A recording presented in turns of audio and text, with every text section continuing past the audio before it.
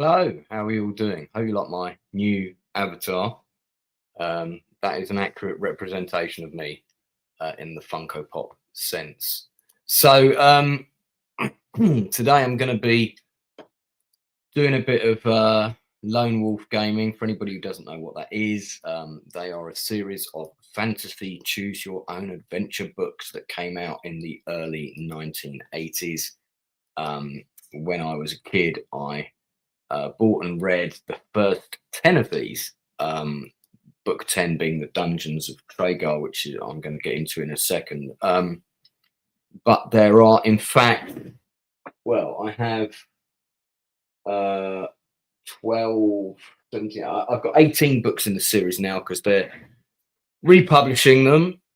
All got new covers, special edition, hardback versions, etc., etc.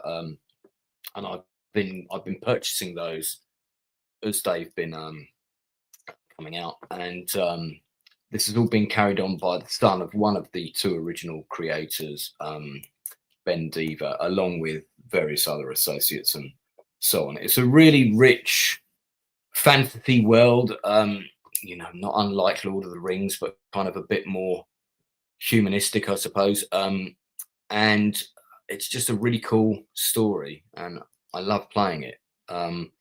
This is proper old school, so by that I mean I'm going to be reading out the sections of this adventure as I go through it to you, and also putting on silly voices for the characters for your amusement and very much for my embarrassment. Yeah, I mean, it's going to be an interesting one, because I played book 10 before. It's up on the channel, and book 10, which was the last book that I played of the original print run, culminates in this massive battle where you've got to take a number of tactical decisions, right? So I was really looking forward to playing out that battle. Unfortunately, I managed to pick a route where I avoided it completely. Now, that might be because I accidentally went to a wrong page, because I have a feeling you may not be able to get through the book without being in this battle at some point. But whether that's right or not, I don't know. But because I didn't design the book, of course. But nevertheless, somehow I managed to circumvent it. So what I'm going to do today is I'm going to start off by going back to that. And I'm going to play through that sequence. Now, before I do all of that, let me just show you what we're talking about here. And this is a great advert for the people concerned. So all the book series info and stuff you can order is all on this website. There's the original book, by the way, the Dungens Dungeons of Torgar. That's the original book, which I have a copy of, and the reprint is on the right there. So I'm just going to expand this a bit for you. Turn to page 1, indeed. So they've got a map of the whole world here, where the series is set. This is the world of Magnamund, as it's called. I forget how. Oh, I have to drag it to scroll around. That's right. And different books are set in different sections of this vast world, and it's huge. There's a Lone Wolf role-playing game on the way, I believe. I think they've just crowdfunded a tactical war game as well. I think that's also on the way, or it might already be out. I haven't got the time or the people, in fact, to get into playing role-playing games again. I'm far too enjoying my time dancing at raves, far too much to do that stuff. But I set it as an objective when I started this channel that I was going to do all the Lone Wolf books online, and I was going to read them right through to completion, and I'm halfway. So you can see how vast this world is, and different, like I said, different books are set in different sections, and you would get a little piece of this map at the front of each book, so you knew there was a bigger world slightly beyond whatever you were seeing, and the first book is set, we just get up here somewhere, I think it's here, yeah. If you see Summerland, It's literally just set in this section here. I can't zoom in with this, unfortunately. At least I don't think I can. Let me try. We do the plus and the minus. Does that do anything? No. Okay. All right.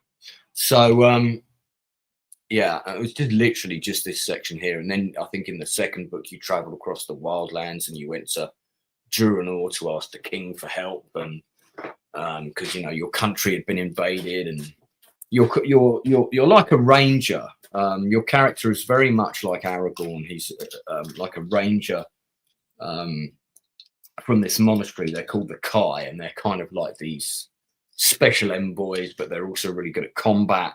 Some of them do magic and so on, and it's an order that you join. So it's a bit like cross between Aragorn and a Jedi, you know. And that's my character. Now, I could get my character sheet up, wouldn't I? That would be good. It should be good to be organised, wouldn't it, Lance, before you get on these streams and go live and stuff. Be good to be organised. Yeah, I'm still a bit monged from my four raves in 7 days. 4 raves that I did over the new year.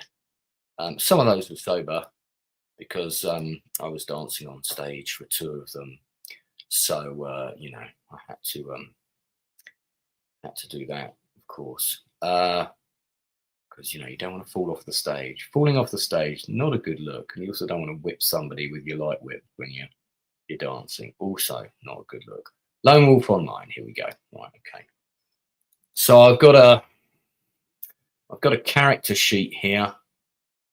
Let me put that up real quick.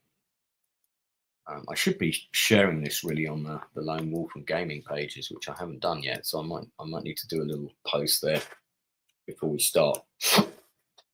So this is my Lone Wolf character. He's got a combat skill of 18, and then you've got these various other things: shield +2, the summer sword, and all this kind of other stuff. I can do a psi surge, but that knocks one off my endurance. So with collective bonuses, I've got a combat rating of 30, with a bow 24, or with a broadsword 22. I've got endurance of 35, and I got to the end of the last book with 5 endurance, so I just made it. Now, but I'm going to go back to the battle because I want to play it, because I missed the battle in book 10. These are my skills, and you can kind of increase your skills. You start off, I think, in the game with 6 from a choice of about 12 different ones. And then gradually that list of skills that you can get expands.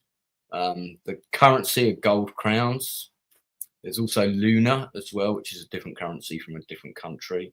And then you have a backpack. You can carry 8 items in your backpack. And then special items, you can carry a maximum of 12.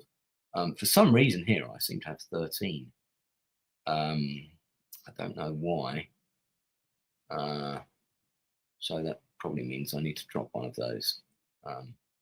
Okay, well, we'll see what we get. They're all considered to be kind of like really small. I've got a vial of blue pills. Whether they're Viagra or not, I don't know. It didn't say. They're just literally a vial of blue pills.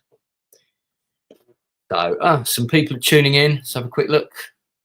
Hey, so we've got oh, these are some of my newer subscribers. Thanks for popping on, guys. Bo, of course, I know, acting student.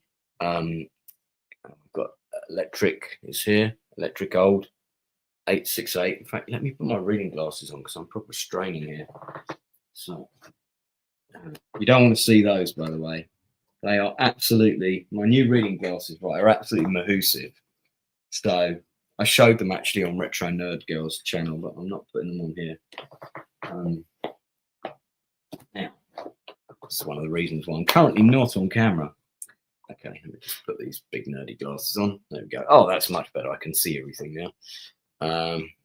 Yeah, so Electric Gold, 1868, good to have you on board. Dead Gamer, 13, good to have you here. Thank you very much for popping in. These gaming streams are a bit niche, so I never expect a lot of people to watch them. I just kind of do them because I enjoy them, really. And I think that's quite important where your YouTube channel is concerned. You know, you can be trying to graph the algorithm all day long if you want, but I just do stuff I enjoy doing. If people like to watch, that's all good.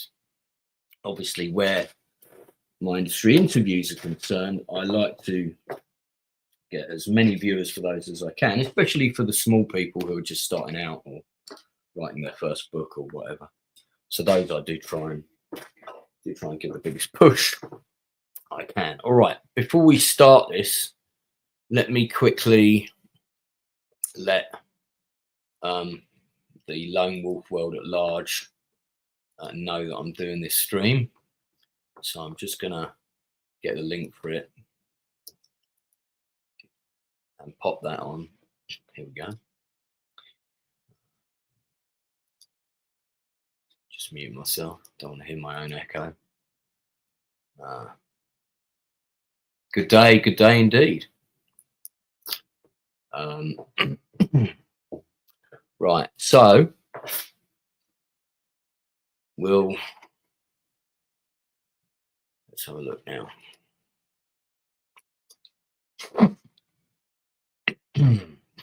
Okay, right, I've just got to go onto the Lone Wolf. There's a fighting fantasy and Lone Wolf gaming thing, and I always post when I'm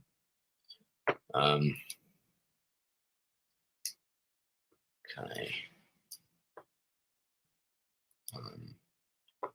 All right, here we go.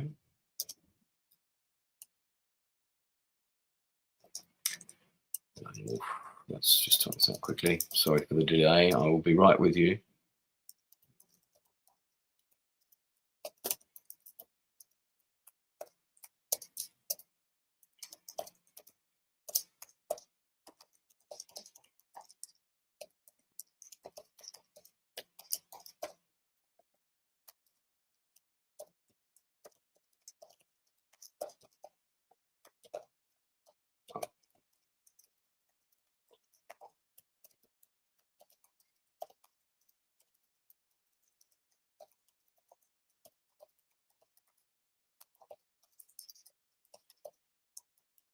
There's also a series, there's a trilogy series called The Lone Wolf, the Huntress, where you get to play a female character.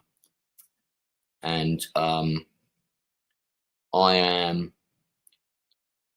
played the first one of those. I really enjoyed it. It was good, but it was really well written. I think it's the first of one of the new writers. See, I've always wanted to write one of these. That may well be something I might do at some point. We shall see. Okay, let me take my character sheet down because that's not very interesting. I'll just put the map back up for now. Okay. There we go. Well, hey.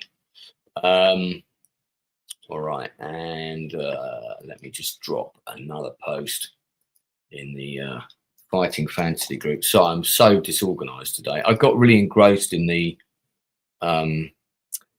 news about Venezuela, where they were all speaking at the, whatever it's called, the UN, United Nations, and it was very interesting to see who said what about everything that was, going on. I do like to be informed, so it was quite. Okay, fine. So I think I'm also like a member of the Facebook Lone Wolf group in Taiwan or something. I don't know. It's quite weird. Yeah.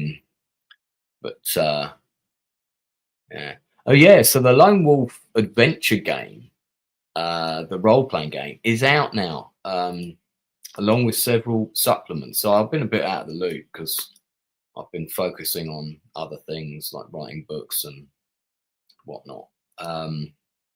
Didn't do anywhere near the amount of streaming in 2025 with Lone Wolf as I should have done.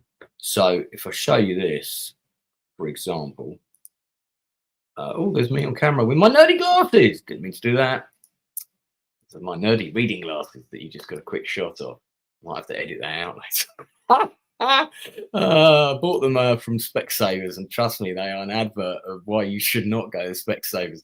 So Jason Threefall here in one of the Lone Wolf groups has posted this picture, and thank you for this, Jason, by the way. This is the I think these are the Lone Wolf kind of role-playing supplements, because there you go, there's like 3 adventure game books there. You've got character sheet cards there. I imagine the combat system's probably a little bit more finessed. And here's some, there you go, there's like a guide to the realm of Summerland, a book of monsters, a bestiary of the beyond, heroes of Magnamund, so I guess that's the human tribes. And then what's that one at the top left there? That's the Magnamund Menagerie. Okay, so I'm guessing that's other creatures. So you've got a couple of creature books there. It's pretty interesting. I mean, I haven't looked at that stuff because I don't play role-playing games. I haven't since, God, I don't know, since I was 17, 18, something like that. I think I did one. I feel like I did one in my 20s, but that whole time is very foggy. So, yeah. There's another really nice photo here of some of the new edition books. These are not all of them. And here they are. Thank you for Grant Pierce for posting this in the Facebook group. And apparently his wife got him this set of books. Wow, what a keeper, as one man has said in the chat there. Yeah, so this is these are the original 10 books that I got when I was a kid. I went right up to, hang on, so I was sorry, the original 10 plus the next 2. So The Prisoners of Time should be the next book I'm playing, but I'm going to go back and play part of the Dungeons of Torgar first, because I'm sure that I kind of went wrong there, and I want to do the battle. I don't want to miss that big battle out. Yeah, these updated covers are really gorgeous, and it's great to see them. I do think that the name of the other guy, Gary Chalk, should still be on these books, because his art was actually his artwork was one of the things that gravitated me towards the series, and I really liked his artwork. I really liked his design of creatures and stuff. It was quite cartoonish, but there was something about that I found really endearing. I really liked it. So, all right, so the books are all online apparently. Yeah, they are all online somewhere. So what I'm gonna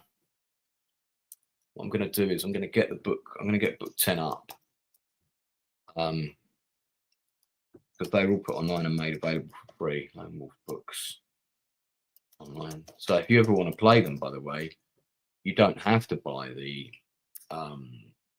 You don't have to buy them. They're available on this website called Project Aeon, which I think. Oh, for God's sake, I nearly keep chucking myself out the studio.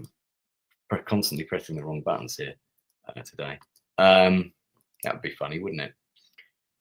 Suddenly I've gone and the stream is still running. Right, so Project Aeon, I'm going to put the link for this in the chat. So if any of you fancy playing one of these, you can try before you buy. You can play one of them here. They're all actually available for free here,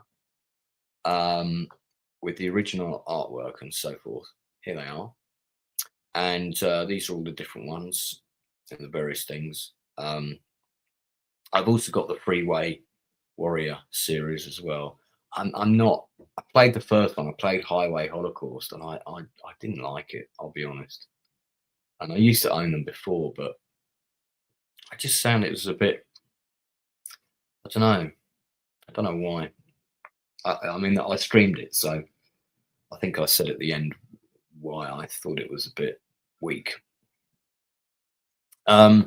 Maps of Magnamund samples here. So yeah, these are samples of the sorts of maps that you would get in a book.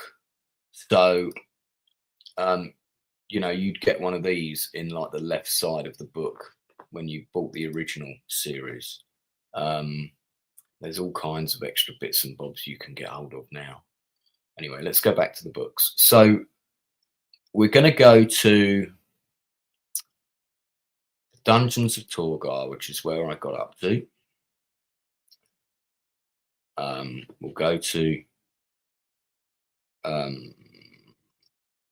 we'll just read the original standard, whatever. Right, here we go. And again, you can see got Brian Williams' name on this as well, the original. Okay. Where do we go? Dedication. Well, right.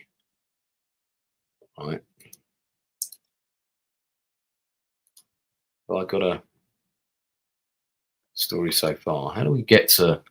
Oh my God! Have I got to scroll through all of this? Oh, there must be a simpler way of doing this. I've got the actual physical book of this, just to reiterate. I've got two, in fact. I've got the original. This is all the rules and stuff. Equipment and weapons, rules for combat. I've also got to open my dice app as well, because I like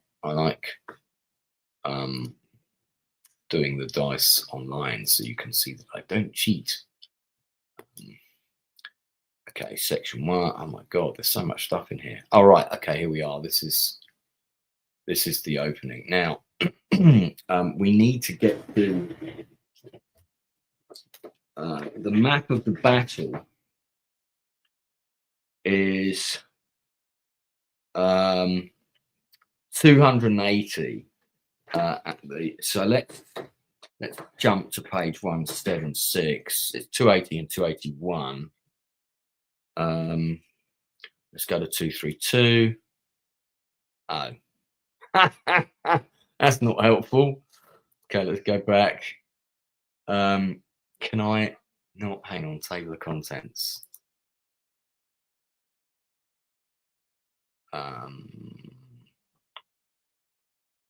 Numbered sections. Here we go. Ah, thank God. Right. Sorry, I haven't done one of these for a while. 280.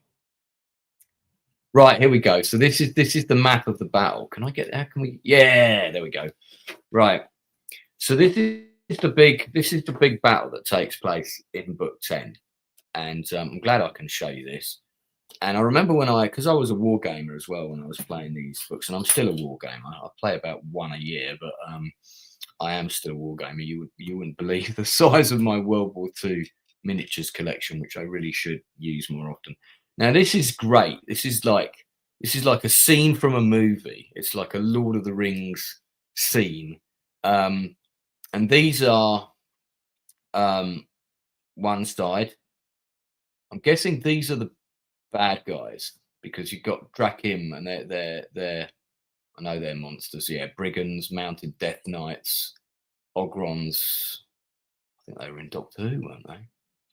And they're sort of defending this wall here, and they're also on the hill here.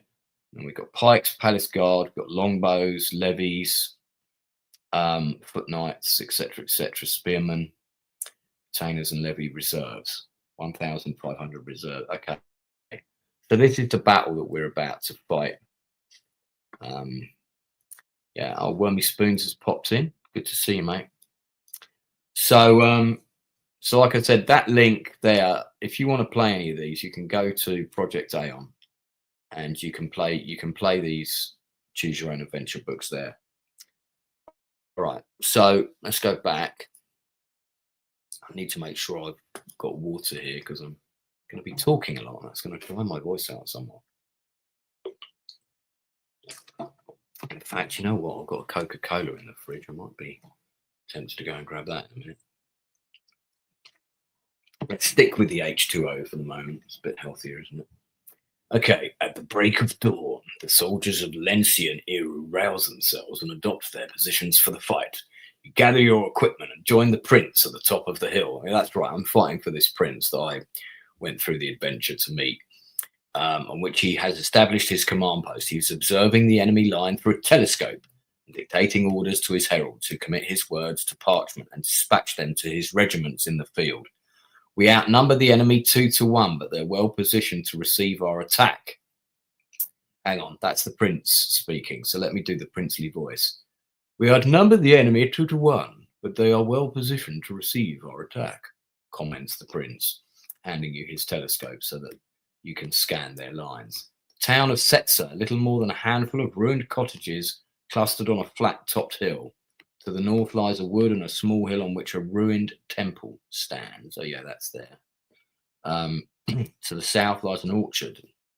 surrounded by a low wall. Where's that? Oh, yeah, okay. I mean, you know, they're sort of next to each other, really, aren't they? And further on, open grassland bisected by a ditch that runs the length of the whole battlefield. The road from Lumley crosses the ditch at a stone bridge, yeah, which is here, which is barricaded and heavily defended. The enemy has also been busy to the north. A mass of pointed stakes forms a barrier between the two hills to impede any attempt by cavalry to break through the centre. And all along this defensive line are row upon row cracking archers. An unnatural calm descends on the field as though time momentarily stands still. Suddenly the quiet is shattered by the fanfare of trumpets from King Sarnak's camp. It is the signal to advance. Yeah, you can expect all of my gaming streams to be this entertaining. All right, we go to 150. The foot knights of Lencia are the first to go forward, their densely packed columns marching in perfect order towards the bridge at the centre of the enemy line. As they come within range, there is a sound like rushing water, and a cloud of black arrows pours down on their armoured ranks. Huge gaps appear in the line, and the columns seem to sway under the impact before continuing the assault. They are flanked to the south by crossbowmen who are firing their weapons as they advance. Unlike the knights, they wear very little armour, and over half their number are felled by arrows when they halt to reload their cumbersome bows. The survivors retreat, taking cover among the massed ranks of the Lencian spearmen who are advancing towards the orchard. Now, hang on, I'm going to need this map to refer to. Let's go back one. Just going to take that map. We're going to grab that. I'm going to open that in another browser. We're going to click on that. So we've got that to refer to. All right, let's go back to 150. Prince Gregor signals to his pikemen and men-at-arms to support the Lencian knights who are engaged in a bitter hand-to-hand fight at the stone bridge. They are within 100 yards of the bridge when a cracking ray of electric fire sweeps down from the ruins of the temple. It rips through their packed ranks with devastating effect, blasting the pikemen high into the air. If you have the Magna Chi discipline of deviation and have reached the rank of tutelary or higher, turn to 323.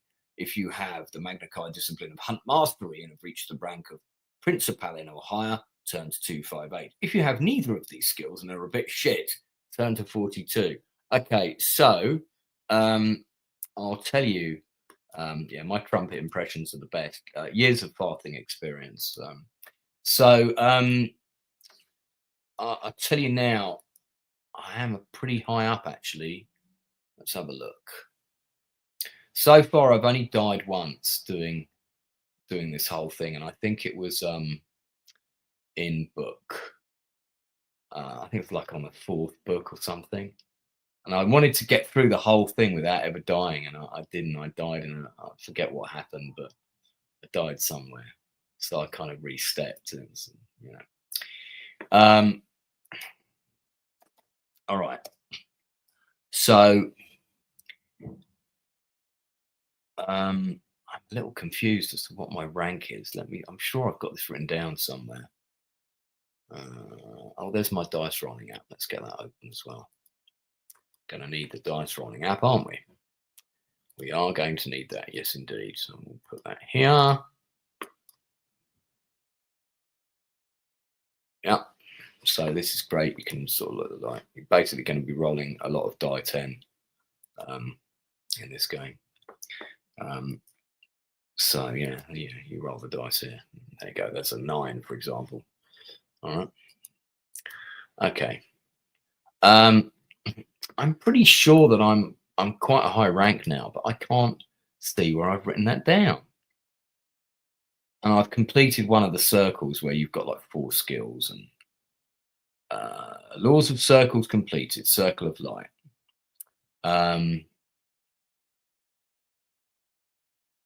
I don't see my rank.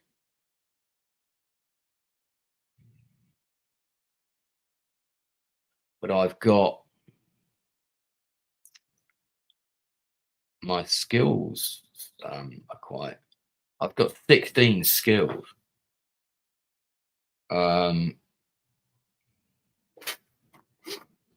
Let's look in the actual book, the printed book. I've got it here in front of me.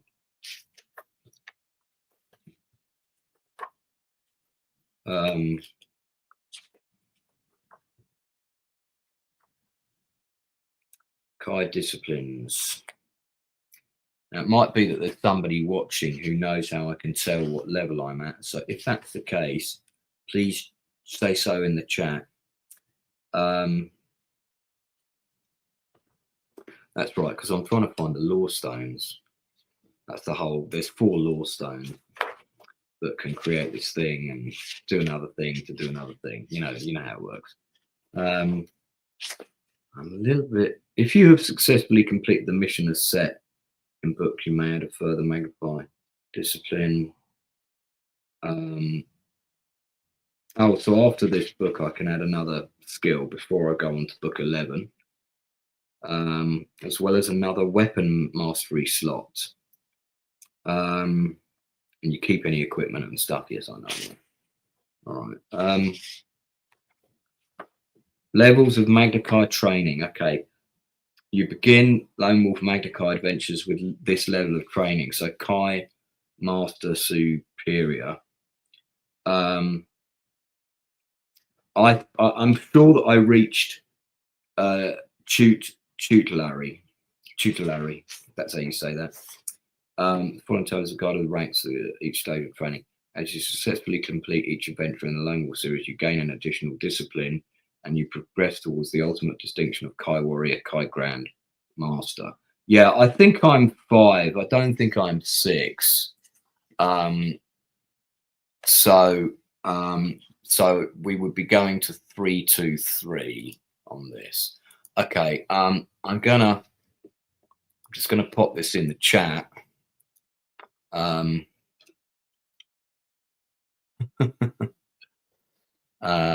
So this is book 10 from the battle, which is 280,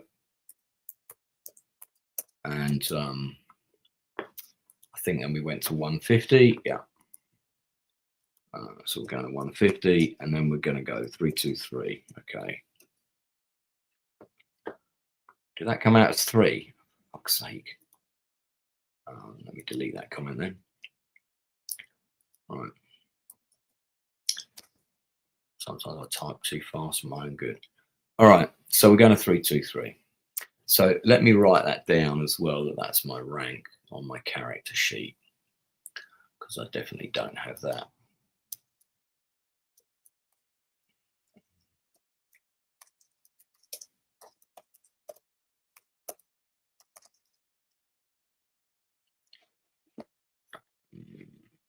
Oh, and I also need to check what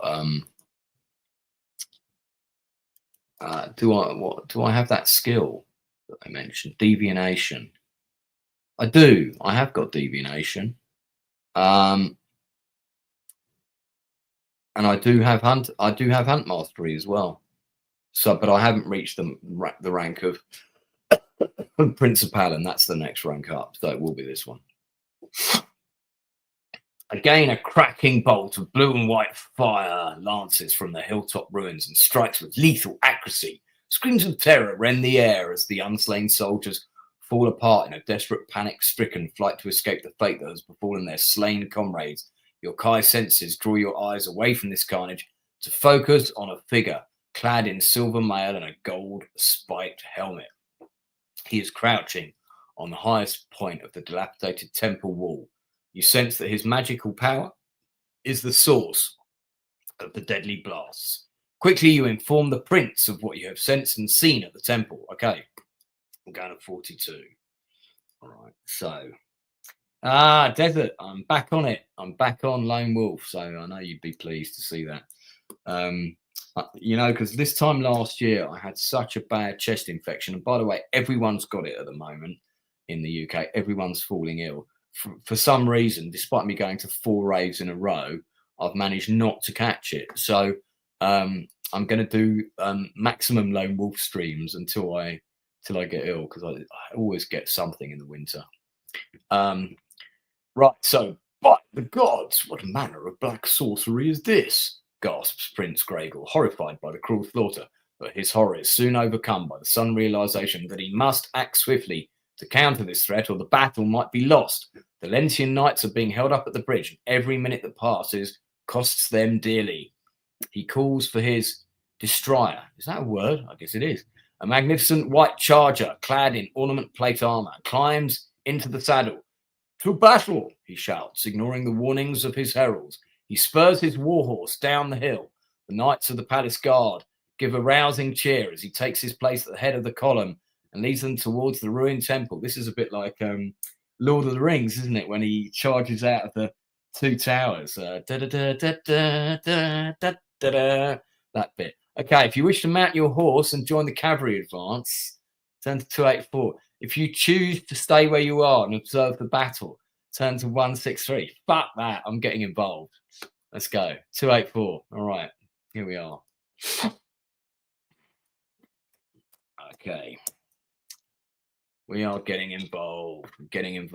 All right, so I wonder if I can increase the size of the text. Can you guys read this? I'm reading it out anyway. You don't need to read it, do you? As the palace guard advance majestically, their serried ranks of steel slowly change formation in preparation for the prince's order to charge. Heavy lances rise like the spines of steel of a porcupine, and their scarlet and yellow pennons unfurl to the wind. A wave of arrows comes flying towards you, sent by the cream standing behind their fence of stakes. But the range is long, and the black shafts rattle harmlessly off the Uran armor and shields. The first rank of horsemen reach the ditch to find the earth soft and waterlogged. It's Braveheart all over again. The ruined temple lies 300 yards ahead, and before it, a line of cream pikemen stand grimly silent at the slope of the hill.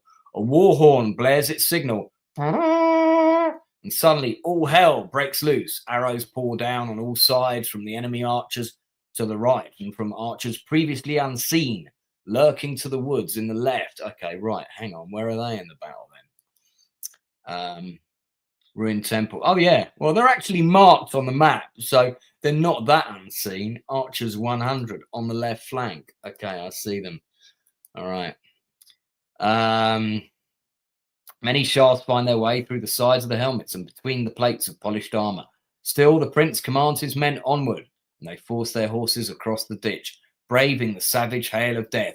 You survive the arrows and steal your horse through the cloying mud, but you are knocked from the saddle by a riderless steed, maddened by the pain of its wounds. Pick a number from the random table. If you have the magnified disciplines of animal control and hunt mastery, add 3 to the number you have picked. Well, I do have hunting, and I have animal kinship. Yes, I do. So I can add, I have animal kinship and I have animal control. Those are 2 different skills, but I have them both. So we're going, right. So we basically don't want to roll 0 to 4. Okay, it's time to do the dice roll. Here we go. So it's a die 10. 7. I like those odds. 7 is good. 7 is good. All right, let's go back to the book. I'm enjoying this. This is good fun. All right, 183. Let's have a look. You land with a splash and roll into the ditch to avoid being trampled by the following horses. After clawing the muck from your eyes, you crawl along the channel. A short distance ahead of you, a knight is pinned beneath his dead horse. He's flailing his arms wildly. You can see that his head is trapped beneath the mud, and he is slowly drowning. Okay, right, chat, you're going to help me with this one because I'm going to dash to the loo before I make my decision. My options are, if you wish to save his life by pulling him out from beneath his horse, turn to 79. If you choose to ignore his plight, you can remount your own horse, turn to 334, or you can follow the prince's attack on foot, turn to 115. Okay, so those are the choices, guys. 79, 334, or 115. Rescue the knight, ignore him and remount my own horse, or follow the prince's attack on foot. What do you think I should do? Stay in the chat. I'll give you a little fun rave clip to watch while I dash to the bathroom.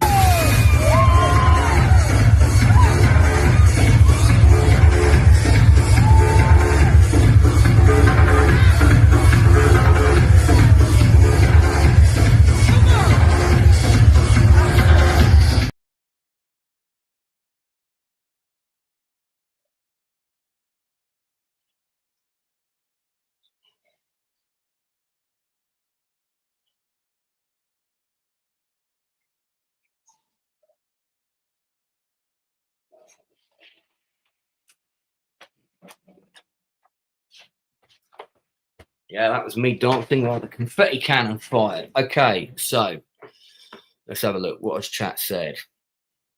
The rave clip scared the life out of me. That's no help to me. Okay, Wormy Spoon says save the night. I have to admit that's my inclination. Pull out is not an option. Okay, all right. I think I've got to save this guy. I mean, I wouldn't be a knight of the Kai if you know. Let's save the guy. So we're gonna go. So we 183. Did I log that number? No, I didn't. So we're gonna go 183, and then we're going 79. Gonna rescue the knight. I have a feeling this is certainly the moral option. Once you've managed to grab hold of his arms, you heave him out from beneath his dead mount and prise open the visor of his helmet. He coughs, rips his mud from his mouth. I owe you my life, Pathfinder, he gasps. Another minute and I'd have been done for. You turn to leave, but he grabs you by the wrist and presses a medal into your hand. I won this at the Battle of Lumi. I want you to have it with my eternal thanks. Okay, right. So that's now a special item, which, by the way, doesn't cost anything to carry. So that is the Medal of the Battle of Lumi. Okay. Let me write that down.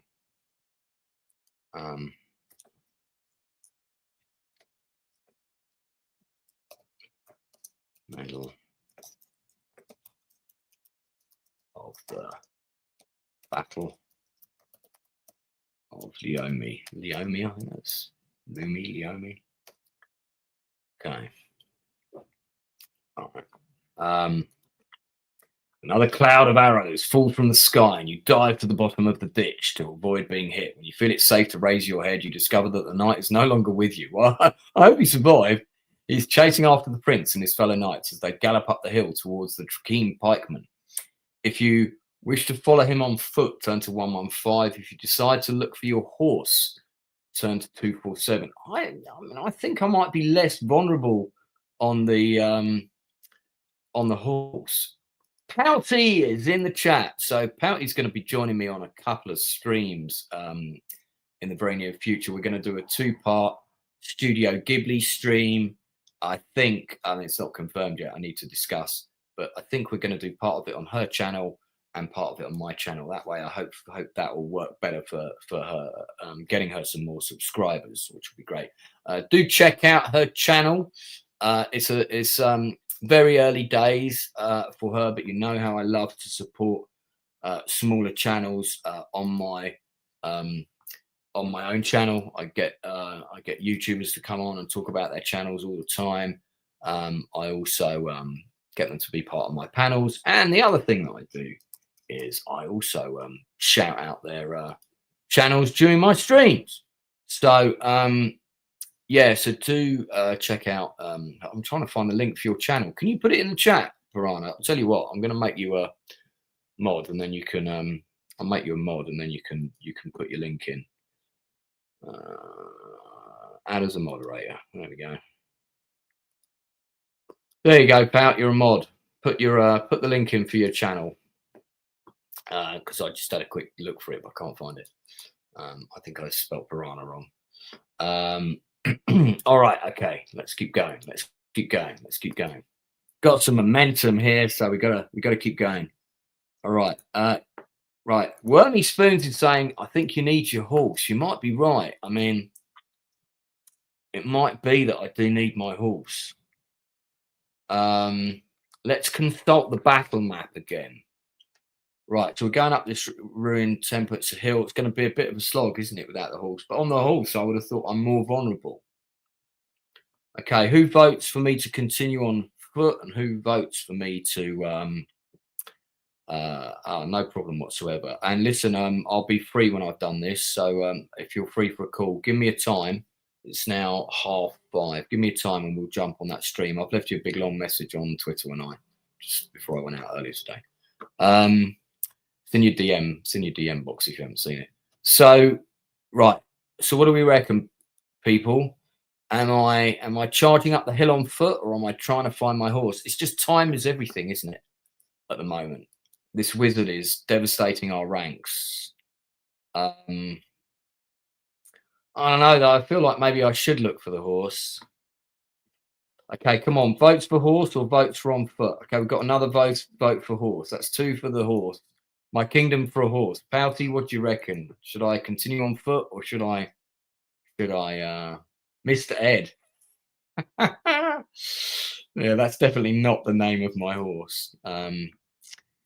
I think you guys are right. I'm going to look for the horse. So we're going to go 2, 4, 7. Oh, look at this. Casting your eye across the body-strewn terrain, you soon realise that all the riderless horses are now dead or have fled the field. You're left with no alternative. You must continue on foot. Well, that was pointless. Okay, so we're going 115 anyway. All right. I'm not going to put that other number in. All right, we've got a battle on our hands, guys. Prince Gregor's voice rings out above the din of battle as he orders the palace guard to charge the pikemen. The ground shakes beneath the pounding of the horses' hooves as they gather speed, their pennons steaming from their levelled lances. See what I did there? Lances? See? Never mind. The cream huddle shoulder to shoulder and nervously dig the butts of their pikes into the hillside to steady their shaky hands. The knights reach the top of the hill. They thunder up the slope. A blaze of lightning hurtles from the top of the temple, but it is mistimed. It crackles harmlessly over their heads and explodes behind them. Boom, hurling nothing but scorched earth into the sky. The prince screams his battle cry. It's probably not like that. And the knights slam into the Drakeem with a deafening roar. Men and metal howl in agony as the heavy horses break like a wave against the wall of pikes. You see a rider lifted out of his saddle on the point of a pike, and a ramp of black metal suddenly appears where a score of Drakeem have been trampled into the ground. The prince and a dozen of his bravest knights break through and gallop on towards the temple, but the Drakeem quickly close ranks and seal the gap. The remaining palace guard are forced to halt and engage the pikemen in fierce hand-to-hand combat.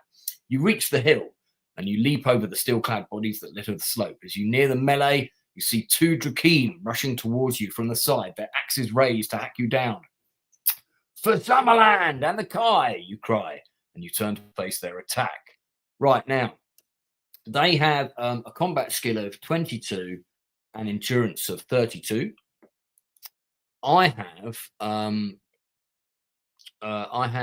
let me get my character sheet. I've got endurance of 35, and I have a combat skill of, currently with all the bonuses, my combat skill is 30, 24 with a bow, or 22 if I use the broadsword and don't use the summer sword, which is the magical big sword that I've got. So so it's 30 against 22. So I'm at plus 10, which is pretty good. Now I'm going to see if I can just get the combat chart up for you guys. So let me oh, hold on a second. I've got a call. Let me just mute myself for a second.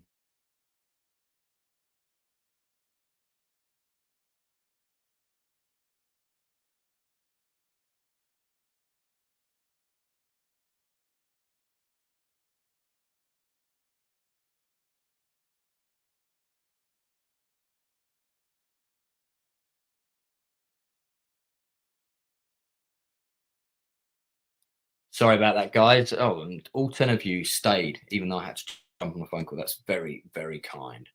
The illusion of choice. Well, do you know what? These books, there are several different routes through these books. So they're not as linear as you would think. But I do like playing them because they're so well written and the world is so rich. I mean, if someone was going to get the rights to do a new fantasy television series, I'd love to do this story. I'd love to direct it. I'd love to be the showrunner on it. I mean, I wouldn't direct all of the episodes, but I'd write the scripts. You know, I'd be well up for it. Well, that's actually a conversation worth having. I need to think about that. All right. Right. Having gasped some water, let's get into the battle. Right. So I'm gonna see if I can get the combat chart up from Project Aeon. So let me close this for a second. Because I'm pretty sure I probably can. No. Fuck's sake.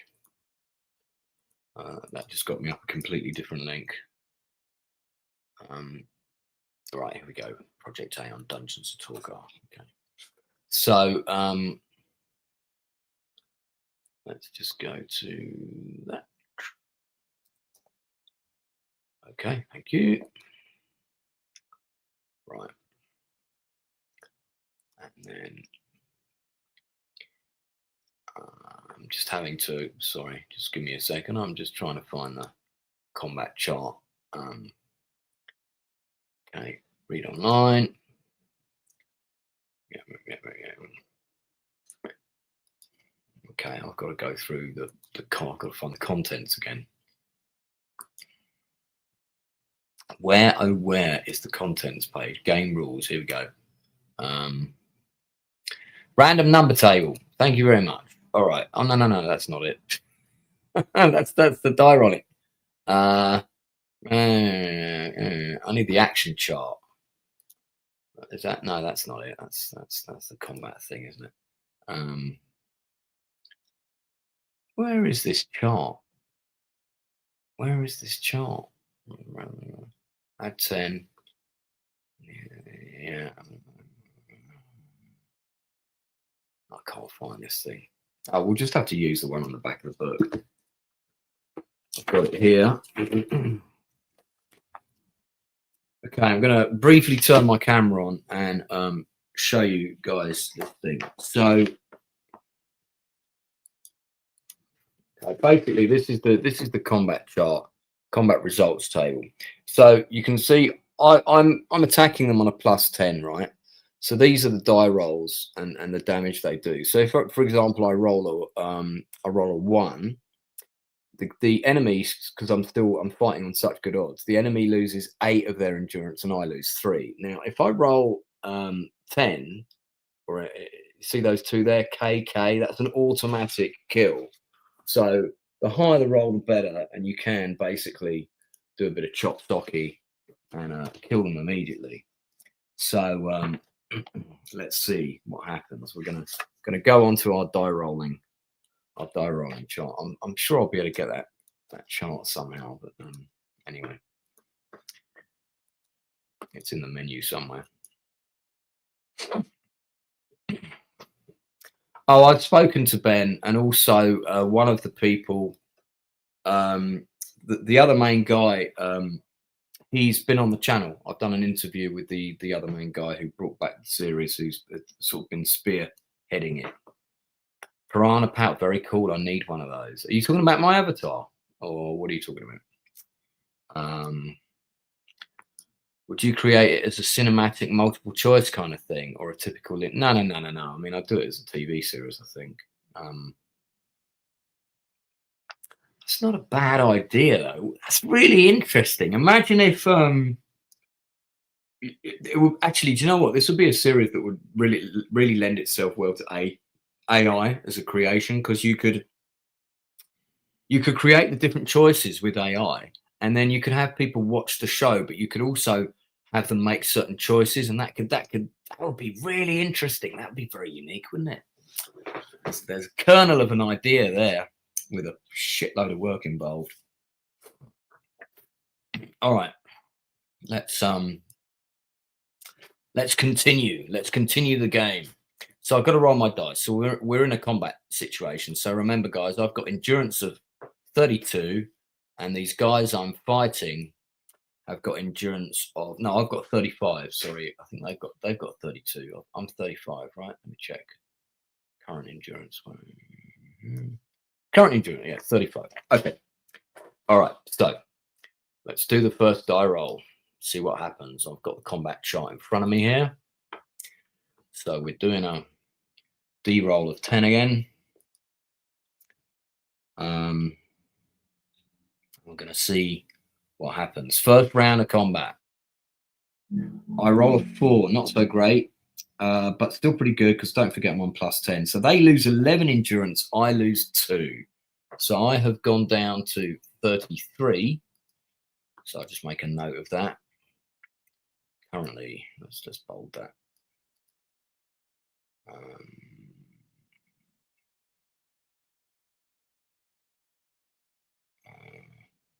Okay. down to 33, right? And they have lost 12, and their endurance was 32, so they're down to 20. All right, so they're down to 20. We're on 115. Did I log that in the chat? Yes, I did. Okay, so they're down to 20. All right. So now what happens is we roll the dice again for a second round of combat. Now, in some scenarios, you get an option of like pulling out, things like this, but this is a fight to the death. Okay, I've rolled a 5. Still sort of not great on the die rolls. I've done another 12 points of damage, and they've done 2. So I'm now down to 31 endurance, and they are now down to 8. 12 of 20 is 8. So we'll do the third and I hope final round of combat. Hacks away 3. Man, I was pretty weedy. So I've done 10. I've killed them, and I'm down to 29 endurance.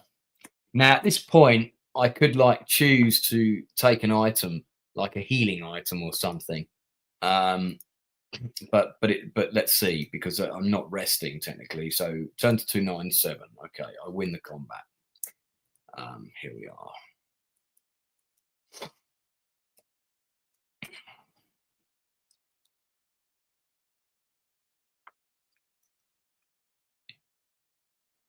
Yeah, that's interesting. But in terms of creating a series, if you were going to do it visually and you were going to make it interactive as a tool, I'm not talking about. I'm talking about AI creating the visuals and the actors and all of that, because to do that, to allow those options in a film series would be way too expensive. You'd still be getting all the voice actors and stuff. It's basically would be animation with actors voicing the characters, and you'd use AI to create all the different animations. Okay, the palace guards succeed in closing their ranks and fending off the frenzied attacks of the desperate Druckin. Their gallantry and battle skills are stirring sights as they fight their way determinedly towards the crest of the hill. Faced by such noble warriors, the Druckin begin to falter and fall back in disarray towards the town. As you near the top of the hill, you catch the sight of Prince Gregor. He is locked in mortal combat with a silver-clad warrior inside the ruins of the temple. Strewn around them are dead bodies of the palace guardsmen who, with the prince, broke through the Druckin pikemen during their charge up the hill. The prince is trying to prevent the warrior from retrieving a rod of iron that lies on the ground between them. This rod crackles with a blue and white fire that shimmers along its length. Okay, if you possess the summer sword, which I do, turn to 252. So I bet if I don't, that's probably the end of the day. Curious to have a quick look. Shall we have a quick look to see what happens? I do possess it, but let's have a quick look. If you don't, okay, you go into a combat situation. All right, well, so it's not the end of the game. I do possess the summer sword. You unsheath the sun sword, and the flames course along the blade, filling the ruins with a vivid golden light. The prince turns to shout a warning, but his adversary strikes him a cruel blow that lays upon his thigh and hurls him to the ground. Although his helm hides his face, its nose bar and chin piercing exposes little but a malicious glint in his eyes, and you are sure this is no ordinary Druckin warrior. The smell of evil hangs heavy around him like the stench of a rotting corpse. There he is. I'm guessing that's one of Gary Chalk's original drawings.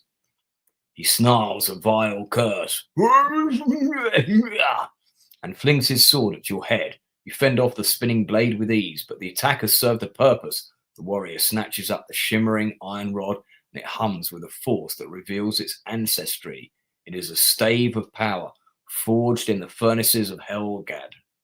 Okay, so Helgad is the it's the equivalent of Mordor, basically, with the bad guys. With a mighty yell, that's what they sound like. He thrusts the stave at your chest with a blast of white flame, scorches your arm as you parry the attack on the hilt of the summer sword.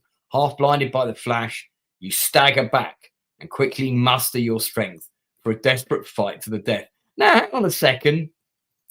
If I didn't have the summer sword, this dude was not as powerful. He was like way weedier than this. But because I've got a cool sword, he's much more powerful. How does that work? What about if I hide the summer sword behind my back and don't show him? Do I get to fight the weedier version of him? That seems a bit. All right, so this is now he's got endurance of 50 and a combat skill of 40. He is well stronger than me. So the chances of me winning this are pretty slim because he's at a +8 above me. My combat skill is +5. Yeah, my combat skill is 35.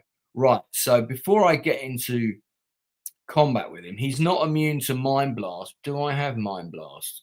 I do. No, he is immune to Mind Blast, but not Psi Surge. Okay, I do have Psi Surge. I'm going to look at what that does. It's like a psionic ability, and I'm going to see if it's worth me using it to do a load of damage to him, because I'm going to have to do something, because otherwise I'm not going to win this. Let's have a look. At the skills section. You know what? Next time I play this, I'm going to be a bit more organized. I'm going to have all this stuff up on screen. Okay, Psi Surge. This psychic ability enables you to attack an enemy using the force of your mind.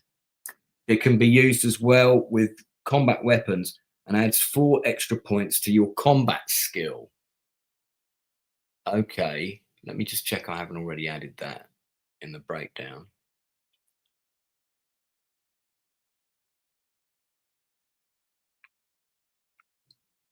Oh no, my combat skill my endurance is 35. It currently isn't. It's currently 29. And my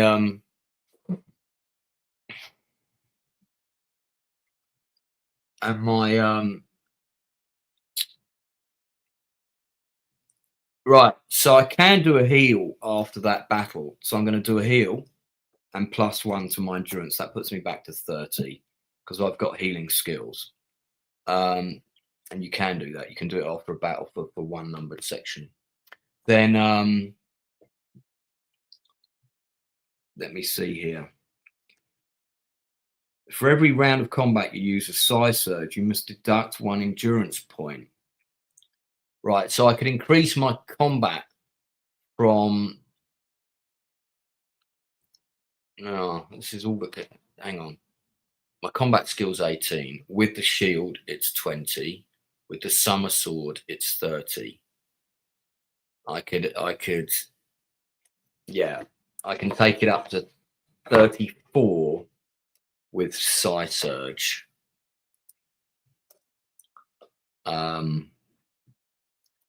Right, this is tough, man. I need to roll a couple of 10s here to early on, or a couple of high rolls. I do too many low rolls. This guy is going to kill me. All right. Money Spoon's vote of confidence. You are about to die. Well, let's see. We'll see about that. I'm going to have some more water before. Let's grab this bottle here. Oh, okay. Let's see.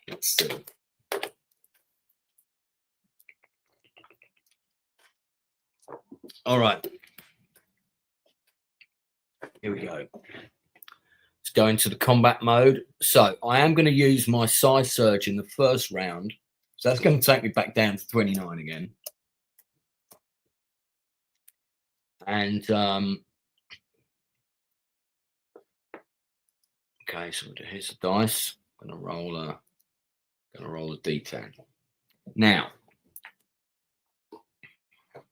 my Psi Surge puts my combat value at 34. Okay. Right. And his combat value is 40. So that's a difference of 6 in his favor. Okay. So to give you guys an example, so it's -6 I'm fighting at. If I roll a 1, I don't do any damage. And I take 6 damage. If I roll a 10, a 0, he takes 9 damage and I take none. In fact, on a roll of 9 or 10, I don't take any damage. Okay. I only damage him on rolls of 2 or above, but I only take less damage than him on rolls of 6 and above. So we're looking for 6s and aboves on the dice, right? All right, guys, here we go. Let's see if I regret retracing my steps and doing this battle. First die roll, first round of combat. 5. Okay, not the worst. Right, that's 50-50. We both take 4 points of damage each. So he is down to 46. Jesus, and I'm already down to 25.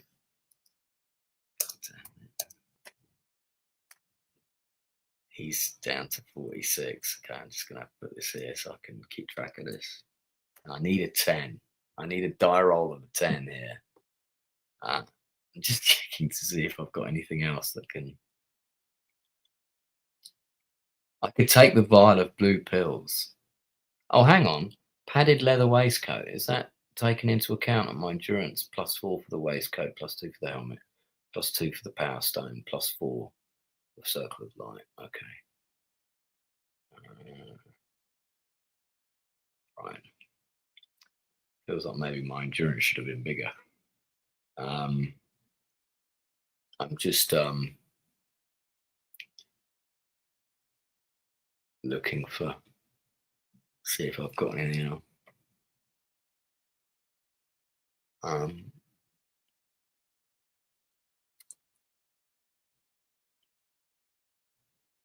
Bluestone triangle, fire spears, Ganem sap. What the fuck's that? Power key, crimson gem, adds 2 endurance points. Have I put that on there? Is that the power stone that I've got written there? I think I'm desperately grasping at straws here. I'm guessing the medal will do. Okay, let's continue. Fuck, I think Wormy Spoons might be right.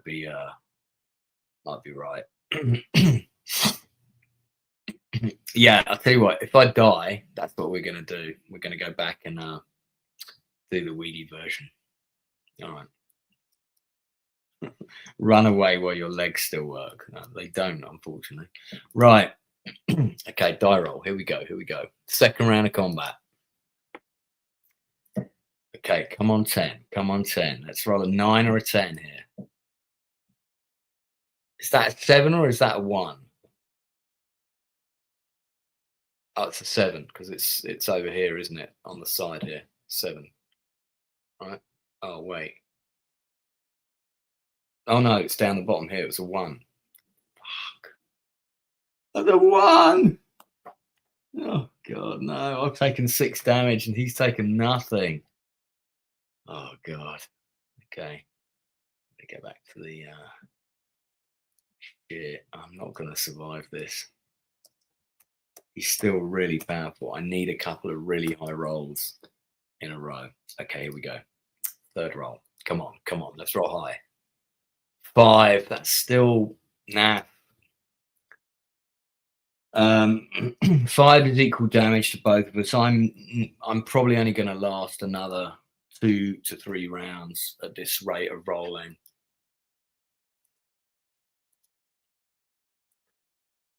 Fuck. Another 1. I haven't had a single good roll in this. Come on, man. Let's roll high. 6. Well, that's, I mean, you know, it's a tiny bit. Right, he loses 5. It's the first time I've done more damage, but he is still on 36. I'm currently on 5. Oh shit! Right, here we go. Gonna die. Yes, 10. He loses 10. I lose nothing. Right, now if I can get a couple more of them,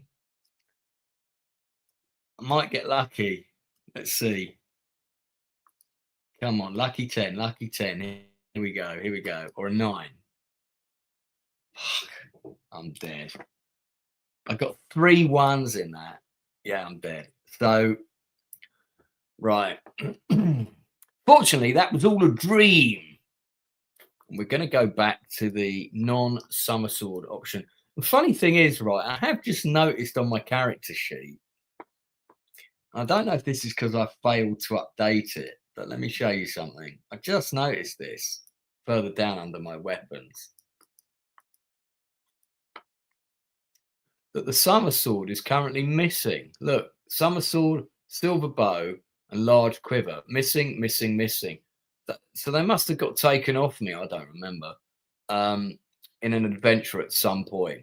Now, I've got a vague recollection that I got them back, but I honestly don't know. So what we'll do is we'll pretend that I've made a mistake and actually I didn't have the summer sword, and we will now go back and refight the battle again. So my constitution prior to this, my endurance was 29, which I put back up to 30. Okay. Now the option without the summer sword, I'm not quite sure. Let's go back. See where we get to. Right. 143. Here we go. He's got a combat skill of 25. Right. So the warrior stoops to snatch up the shimmering rod, but the prince leaps forward and kicks it from his grasp.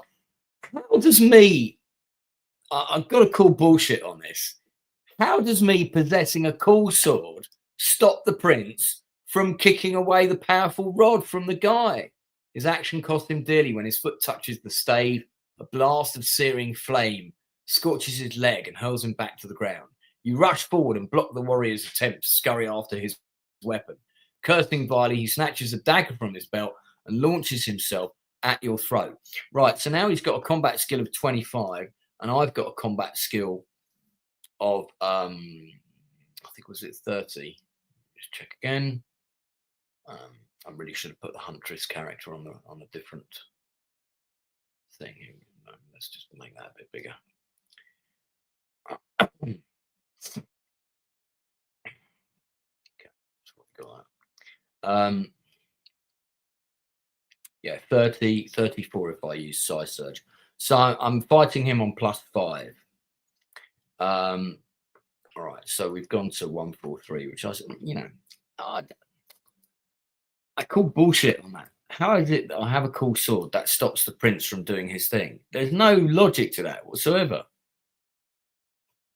Yeah, exactly. He should have the same bat. Yeah, that is a bit lame. That is a bit lame. There was a thing in book 2 where you were trapped in a loop, and it was a death loop. And if you got to that location and your options, all the options led to death. And I called them out on that and said that there's a death loop in this book that you can't get past. But I mean, there probably was another way to get past it, but not by that particular journey. Don't let that put you off, guys. This is a really good series. All right, so we're going to fight this again. So I've got endurance of 30. He's got 33. Let's do the first die roll. I'm on a different chart this time. All right, here we go. 1 again. Fuck you. So this time, yeah, he's on 25. I'm on 30. I haven't used my Psy Surge yet. So I'm on +5. So die roll of 1. He takes 6 damage and I take 4. So his constitution, I think, is 25, right? Yeah, 25. Okay. So he's down to 20. I'm down to 26. Okay, I'm not messing around. I'm going to use Psy Surge on him, which is going to take it to +9 on the combat table. So I reduce my endurance to 25. Let's hope for a high die roll and finish off this fucker. Right, excuse my language. It's not meant for kids, this stream.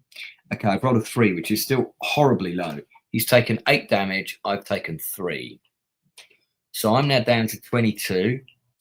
He's now down to 12. All right, I'm not going to use Psy Surge this round. So the third round of combat, let's do it again. For fuck's sake. I mean, that's still in my favour, but God, he's down to 9.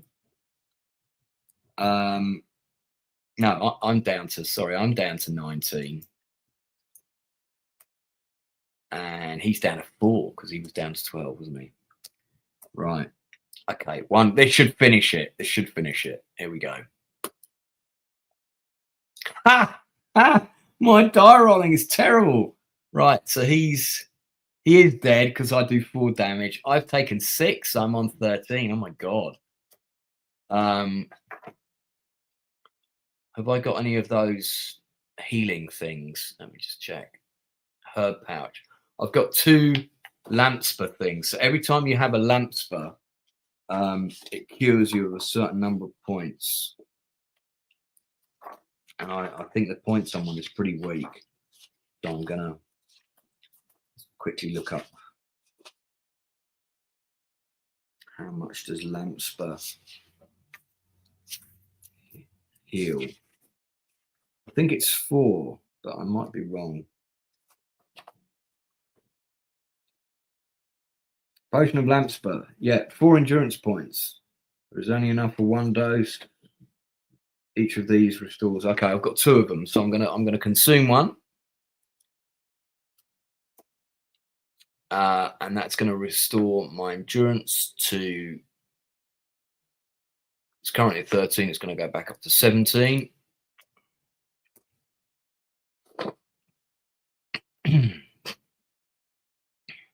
Then every numbered section where I'm not in combat, I can do a heal as well. So I'll do a quick heal. So that takes it up to 18 before proceeding on. All right.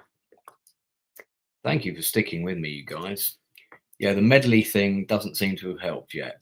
You can't see the dice. Can you not? Let's do that again. Oh, was I stuck on the... Oh, I was on the wrong chart. Sorry, guys.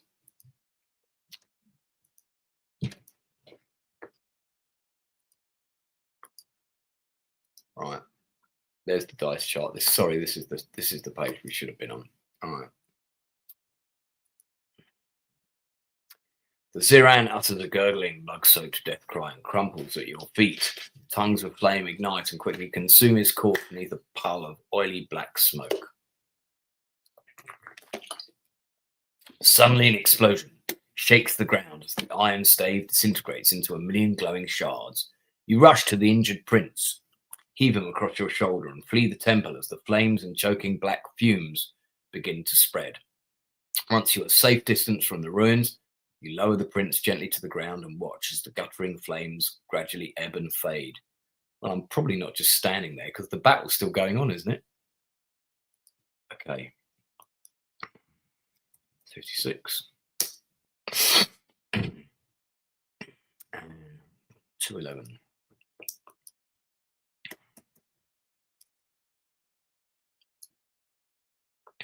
Sorry about that. I'll make sure you've got the dice thing up. So we're going to 211. Using your innate Kai skill of healing, you tend to the prince's wounded leg, and he soon stirs to consciousness. The palace guard have captured the hill, and their banner flutters overhead, proudly proclaiming their victory and inspiring the Lencians who are fighting at the bridge. The prince orders that a signal be sent to his reserves, instructing them to advance without delay, for the enemy are rallying to counterattack. Tensely you watch as a mass of leather-clad Hammerlanders, supported by a regiment of grim-faced brigandy, advance up the hill. The palace guard link their shields and prepare to welcome the enemy with sharpened steel. Onward they come, their banners held high, their war horns filling their air with noisy clangor. They surge forward with a yell. The front rank slams into the shield ward. Sword blades fly, striking sparks and drawing blood. Aces and maces fall with crushing blows. Axes. A knight falls dead at your side, and his slayer hurls himself through the gap. He scrambles to his feet and attacks you with his reddened blade. Owing to his state of battle frenzy, the Hammander is immune to mind blast, but not psi surge. Okay, now he's got endurance of 31. My endurance is currently at 18. I've got a +6 combat odds, but seeing as my die rolling has been utter shit today, I'm a little bit concerned. So the question is, do I use psi surge to try and strike him a fateful blow straight off the bat, but reduce my endurance by 1? Or do I risk it? I tell you what, We'll do 1 round of combat without it, and then I'll use Psi Surge if I have to. Let's do that. All right, first round of combat. Here we go. Take it you can see that. Yes, you can. All right. So I'm on 30. He's on combat skill of 24. So I've got yeah, that's it. And yeah, it's that my standard combat skill is 30, isn't it? Let me just double check everything. Yeah, not including, yeah, with all collective bonuses, not including Psi Surge, it's 30. Okay. So first round, here we go. 7. Okay, I like it. 7 is high, 7 is good. Let's see.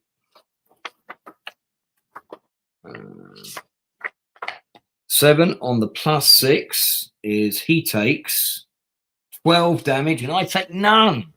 Fantastic. Okay, so he is down to, he's got endurance of 31, so he's now down to, that's 19.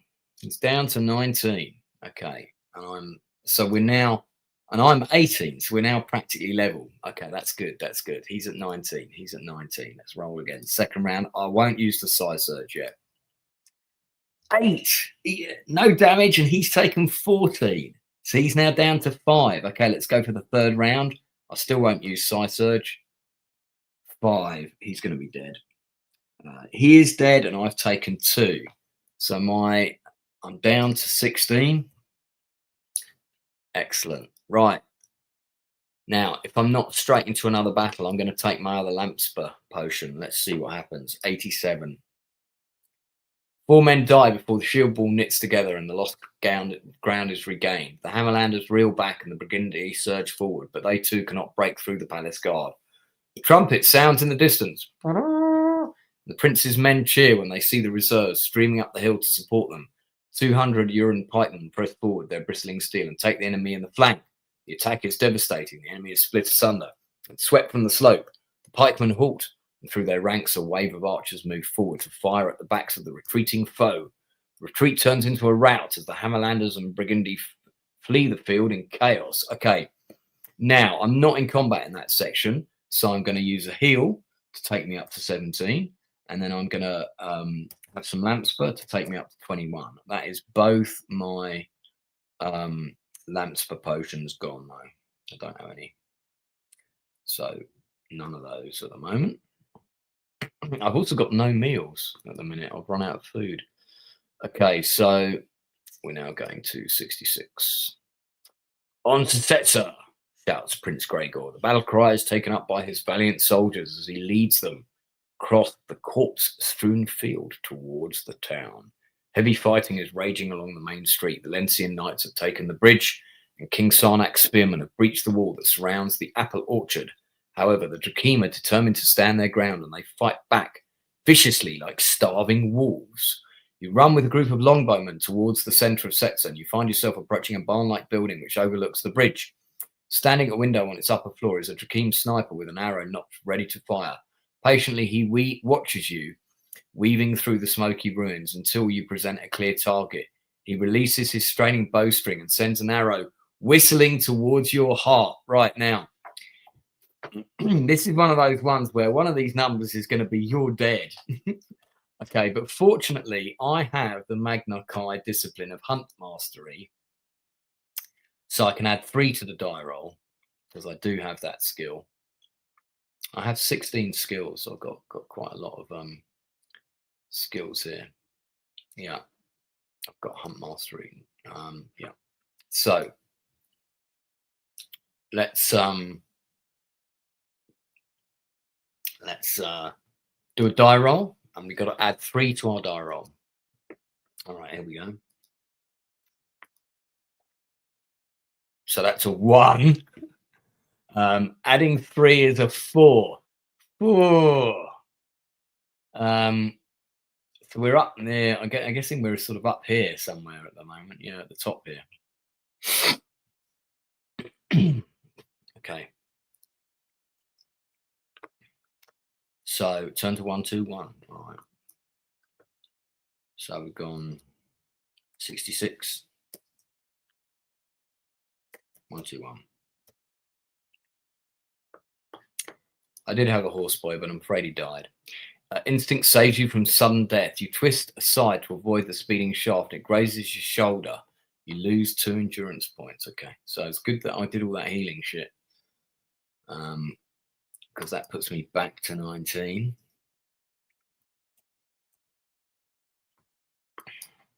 If you have a bow and wish to use it, turn to 36. If you wish to dive to cover among the roans, turn 2 to 77. If you wish to evade the sniper by running along an alley to your left, turn to 155. Now, I do have a bow, but as we saw on the character sheet, it said it's missing the silver bow of Duodon. So the question is, have I got another bow? I don't think I have. My combat skill with a bow is 24, but I don't think I've got another bow.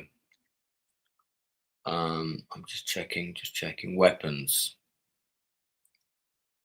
Broadsword. Oh, I have a regular bow and 6 arrows. I've got a broadsword, a bow, and a regular bow with 6 arrows. Okay. All right. Yeah. So I'll use the bow then. So we're going to go 36. All right. 10 people watching. Thank you for watching. This is one of my more niche streams, not necessarily of interest to everybody. Do check out my industry interviews. You'll find them a lot more. You'll find them a lot more interesting. But, thank you for hanging out. With the legendary gaze and speed of a Kai master in battle, you draw an arrow and send it whistling towards the sniper's head. He utters a gurgling scream as he topples from the first floor window. Your arrow struck in his throat. Nice. If you wish to run forward and search his body, turn to 296. Or if you want to go into the town, always search stuff. 296. Okay, this is what he's got on him. A sword, a dagger, a bow, a blanket, a quiver, 3 arrows. Well, I just used 1, so I'll take the arrows.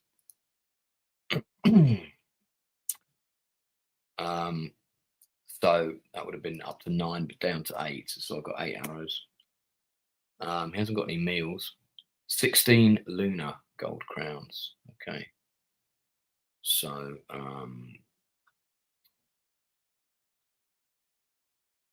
okay.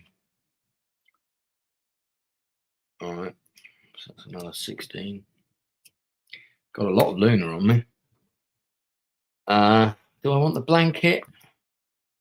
No, that's going to stink of lizard or whatever. Turn to 155.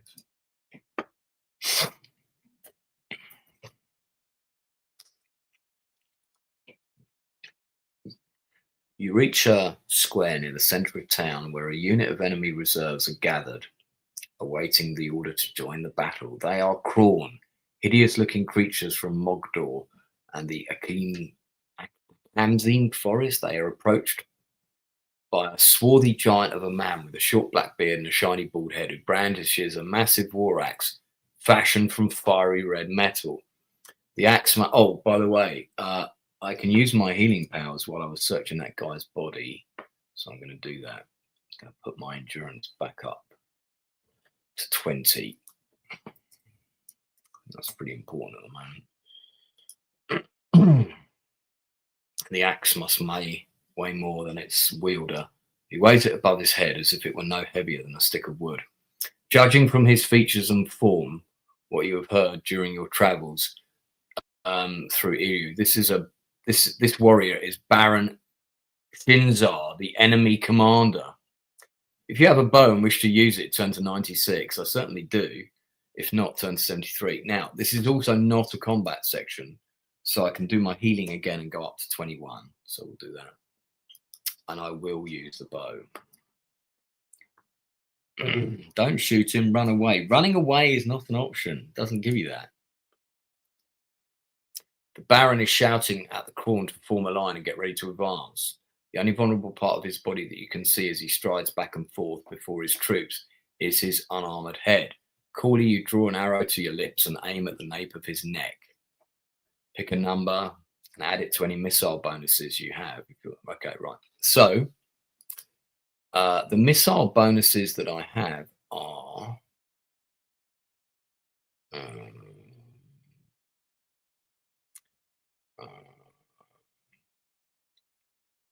Oh, I've got bowmanship +3. Yeah, that was my weapon skill that I picked. So I can add 3 to my die roll. All right, good, good. All right, let's try not to roll shit, Lance. Let's try and roll high. Let's see. Here we go. Here we go. Lucky, lucky, lucky. Give me a 10. Fuck off. 5. Die rolling's been terrible today. 9. Right, so once again, if you possess the summer sword, this guy is going to be hard as fuck, I bet. If you don't possess it, well, we've agreed that I don't because it's gone missing. Your shaft arches towards the Baron, but it reaches him just as he turns to push his troops into line. It glances off his pauldron, a shaped steel shoulder guard bolted to his breastplate. Alerted to your presence, he spins around and glares into your eyes, his red axe glinting as the sunlight breaks through the haze of smoke battle. Okay, so we're going to 1, 2, 6. All right. As I have said, running away was not an option. So, Wormy. Okay, here we go. Baron Shinzar snarls an order, and the Crawn Pack moves towards you. They are not as tall as their leader, but almost twice as broad, with arm-like branches of a twisted tree that hang down below their knees. Awkwardly, they shuffle on short bow legs, their gnarly skin shiny like knotted leather. A shiver runs down your spine as you recall what you've heard about these creatures. They delight in eating their foes. But as they draw nearer, you dismiss such thoughts and prepare for combat. Oh my God. Right. So these guys have got combat skill of 23. Okay, that's substantially less than me. But they've got endurance of 60. Right, if you win the combat in 4 rounds or less, turn to 11. Now, I can tell you now, if I don't win the combat in 4 rounds or less, something bad is going to happen. Okay, so I've got endurance of 21. So I need to roll high. Not doing too well on the rolling high stakes here. I've got these things called firestones or something. What are they? It's kind of like hand grenades. Fire seeds. So I'm going to have a quick look to see what they do because I've got 5 of them. I recall that you can throw them at the enemy and do damage. So let's just check because my arrow didn't hit him. I did a shit die roll. Okay, so I'm going to Google this. Otherwise, I'm going to be looking through fucking books forever. What do fire seeds do in the Lone Wolf adventure book series? Okay. AI says there are small grape-sized items that function as an explosive weapon. They're considered a special item in the game mechanic. Yeah, okay, very good. Lone Wolf fandom's got a big section on it. Right, how much damage do they do? It doesn't say. Let's see what we've got here.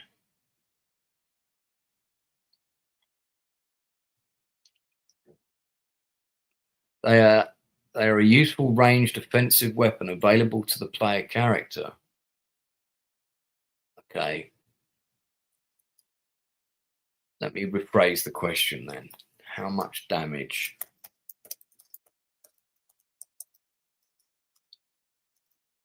do fire seeds do in the Lone Wolf Adventure book series? They do not have a fixed specific damage value in the main combat rules. Instead, their effect is determined by context or scenario where they're used. Oh, okay. So it's only when it's like, do you have fire seeds? Fine. So they're not of any use to me, unfortunately. That's a fucker. All right. Okay. Gonna have to fight the old-fashioned way then. Let's get the dice back.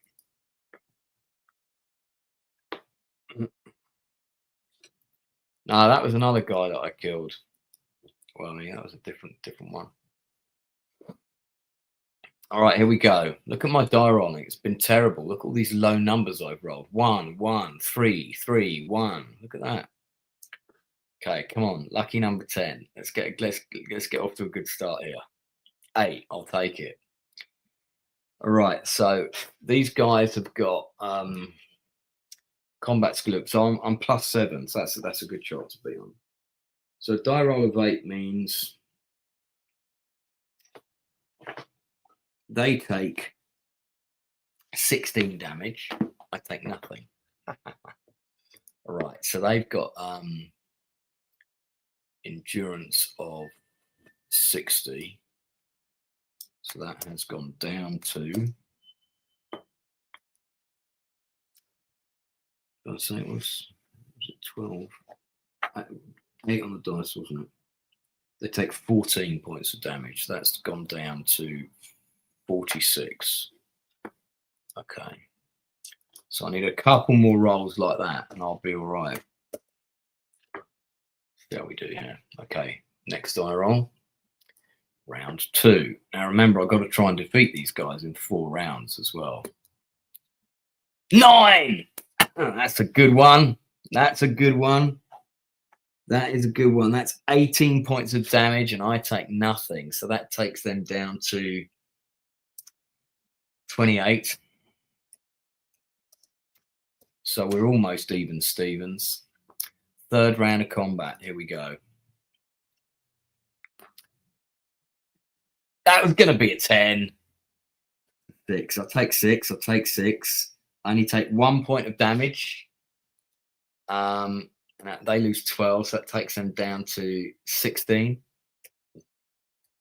And I'm down to 20. Okay, now, if I get a 10 on this die roll, I will kill them. In fact, I will kill them on a roll of 8 or above. And then I would have done it in 4 rounds. So 8 or above I need. 8 or above. Okay, come on, guys. Root for me. Fuck you. The dice have not been kind to me on this. I've taken 10 damage. They've taken 10 damage. So they're down to 6. And I've taken 2. All right. Now, I haven't killed them all quick enough. So let's see what happens. 3, 2, 1. A trumpet announces the arrival of Prince Gregor's men as they swarm around the west side of the square. Baron Shinzar screams in anger and lifts his axe on high, daring them all to step forward and feel its lethal caress. His offer is met by a dozen arrows, loosened by Uran archers from the houses bordering the square, but the shafts are drawn to the blade of the sorcerer's axe where they disintegrate in a sizzling splash of glowing splinters. With an evil laugh, the Baron mounts his charger and gallops through the soldiers, cutting down those brave enough to stand in his way. But he leaves the town only to find his escape blocked by a new and formidable enemy. Okay, so that's 3, 2, 1 on 10.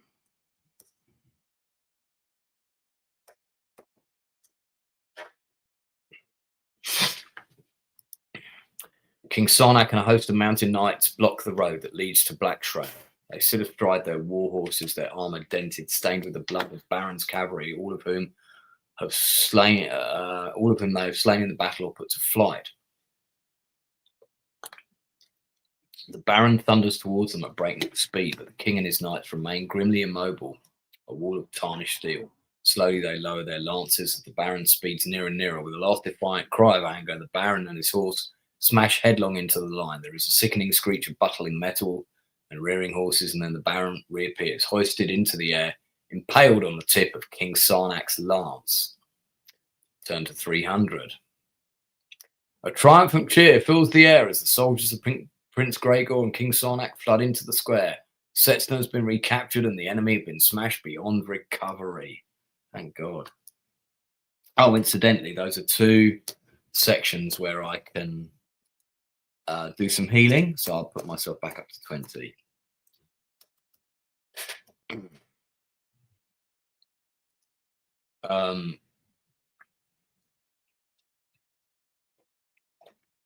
Everywhere you look, there are joyous faces, for the death of Baron Shiznar has sealed a victory that will liberate all of Uru from the cruel yoke of the Drakim occupation. As you watch the defeated remnants of the enemy escape across the ruins of Setsna Wall and scurry like rats to the safety of Blackfroud, Prince Gregor joins you in celebration of the victory. We have triumphed, Lone Wolf. Our land is now free, and the way is open for you to reach Torgar and fulfill your quest. Okay, so I just wanted to play out that battle because somehow, and I think it's, I think it was an error on my part. I somehow skipped out that battle when I played this last time. I reached the dungeons and I freed everybody, but I think maybe what I need to do is I'll just play it through. So we might as well play it through to the end from here and see how we do. Wow. Dead Gamers 13 has given me a £20, £20, in fact, real money, real English money, £20 super chat. I don't really know anything about D&D based games, but I can see the appeal. I watch a lot of Viva La Dirt League on YouTube stuff. They're from New Zealand. They do a lot of funny skits on D&D and working in a game store. Oh, cool. Well, this is like Dungeons and Dragons, but it's a choose your own adventure book. I'm just playing it online for fun. I'll read out the rest of this, mate. You don't have to pay for another super chat. Called Tech Town. They're always a comedy series in their own right. Check them out, Lance, when you can. Viva La Dirt League. Okay, you know what? I'm going to check them out right now. Let's have a quick look. Let's have a quick look. You know me, I like supporting other YouTube channels. I don't care how big or small they are. It sounds interesting. Well, my friend Billy Bunter is currently streaming. He's a rave DJ. And what's the name of this channel again? Viva La what?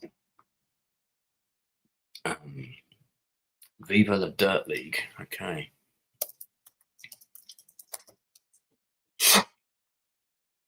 Tensions in the workplace. Viva La Dirt League. This does look fun, actually, this channel. So, oh, dude. These guys don't need my help. They've got 7.27 million subscribers. Oh, my God. I'm still going to plug them because remember what I say. I don't care about the size of the channel. It's just whether it looks interesting to me. It does look good. It looks fun. 3,000 videos. Bunch of nerds who play games and make comedy sketches about games. I love that. 12-hour live stream. Look at this. This is I've never even heard of this channel before. Thanks, man. Thanks for the it looks really interesting because they've got actual, you know, they're doing comedy sketches. I love the look of this stuff. You know, I don't know if you guys know, but I'm a massive World War II guy. So that looks like they're recreating elements of Bastogne, or would have been not Bastogne. This is 82nd Airborne, but still looks like Battle of the Bulge, but without the snow. So they're sort of recreating Call of Duty. But, I mean, this has got to have a proper budget and stuff because this is like really good standard. I love this. And I guess they're sort of doing it as like a game. They're recreating like a game thing. Okay, I'll watch this another time, but that looks like a lot of fun. Yeah, thanks, man. Thanks for showing me that. All right, let's continue the game. I've given them a sub. Not that they need one from me, but always happy to look at interesting content. All right, okay, so the battle's over, so we're not going to need that map now. Might see if I can get the combat chart back up again. Table of contents, there we go. That's what I wanted. Combat results table. That's the one. Great. So I actually got the combat results table up. Hey, RRTNZ says, greetings from snowy North Wales. That reminds me, I've got to send Drinker a text.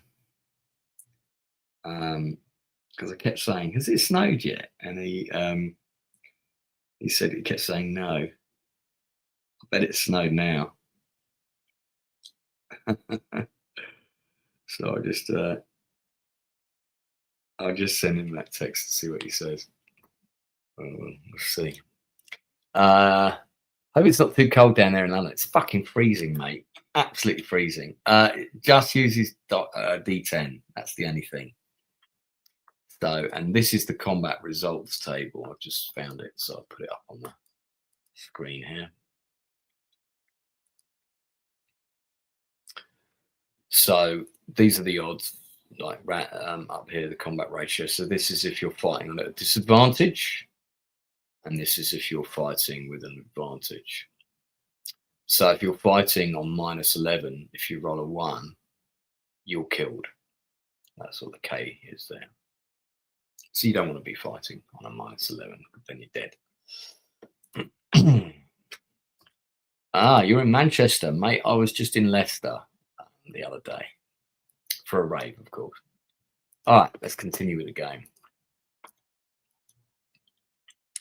An hour before dawn, you leave Setson and ride across the open grasslands that slope gently towards the River Brole.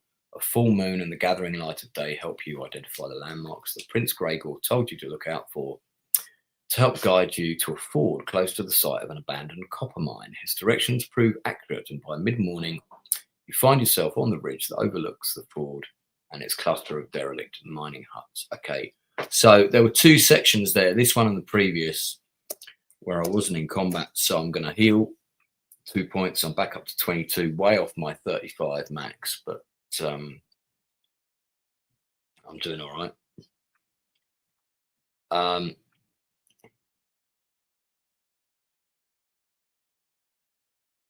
Now, I think I've got pathmanship. Let me have a look on my skill section.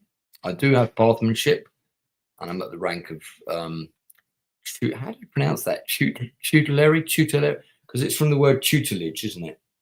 Tutelary. 241. That's 4.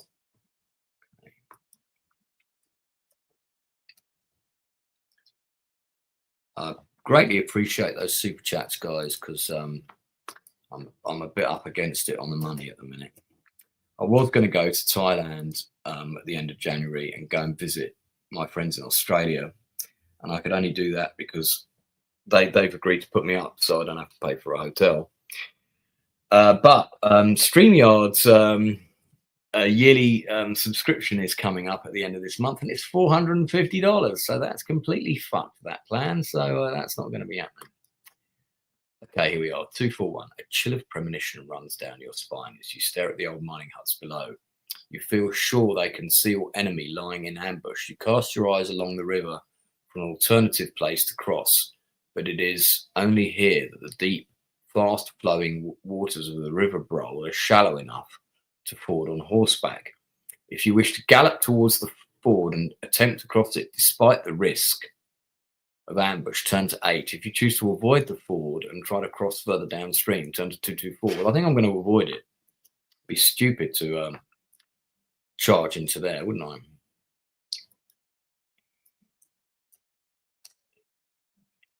So we're going to oh right, okay, let's delete that one. That one was wrong. Put the wrong number in there. So we're going to 224 now. All right.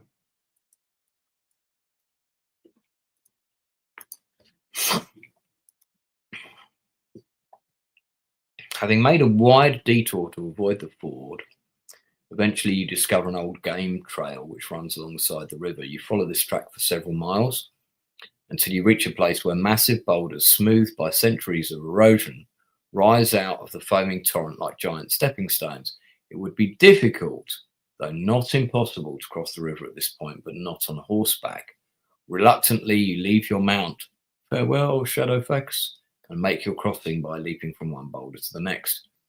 You are halfway across when you are faced with a leap that is wider than you've ever attempted before. Okay, so I'm going to pick a nut. I'm going to roll a dice and I'm going to add 2 because I have got that skill set. So I want to roll high, I think. I don't want to roll low here. Otherwise, I am going to fall into the water and possibly die.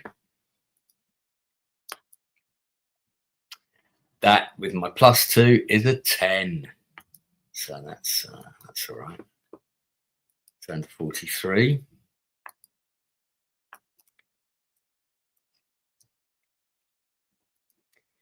With your heart in your mouth, you leap across the raging river and land with a jolt that leaves you breathless. For several minutes, you cling to the smooth rock until you are recovered enough to be able to continue to the far side. When you reach the safety of the opposite bank, you discover you've lost one item from your backpack. It must have fallen out as you made the jump. Delete the item before you venture into the Mogador forest. Okay, I wonder where that is on the map. We'll have a look in a second. Right, well, let's have a look. What have I got in my backpack? I've got 5 fire seeds. Well, seeing as they seem to be fucking useless, I'm gonna lose one of them. There we go. I've got 4 fire seeds and some rope and a herb pouch, which has got no lamp spur in it, and I've got no food. Yeah.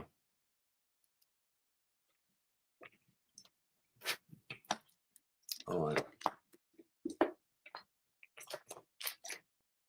Let's have a look and see where this is on the big map. I'm gonna get the map from the book here.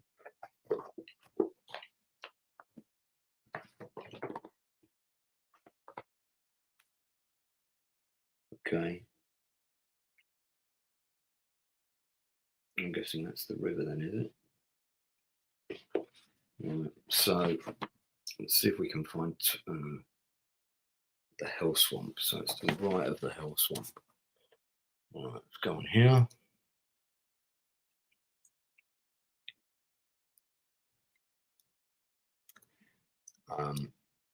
I completely forget what part of the country we're in at the minute. That's the Root Strangle Swamp. We're looking for the hell swamp, guys.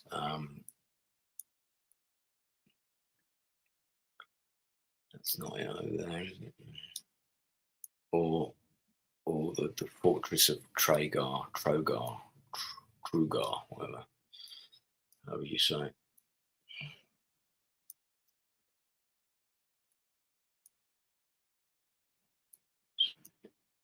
No. That's the Darnag. Oh, there's the hell swamp. Ah, yeah. Here we are. Okay, so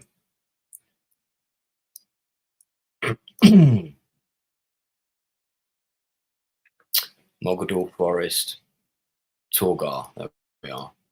Right. So I've crossed the river somewhere here, and so I'm to the east of the castle then. All right. Let's continue.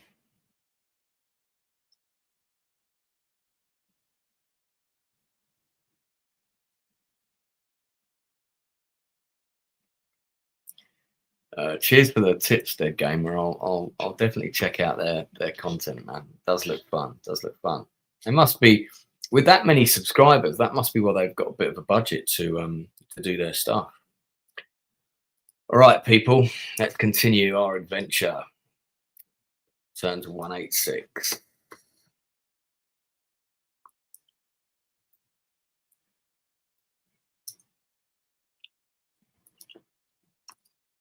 Ground rises steeply, and it's dusk before your climb ends at the crest of a ridge overlooking the grasslands of Northern Arrow. In less than an hour, it'll be dark. You decide to camp here on the ridge and continue at first light. You must now eat a meal or lose 3 endurance points. Now, I've just gone through 2 non-combat sections, so actually I can gain 2, so I'm only going to lose 1.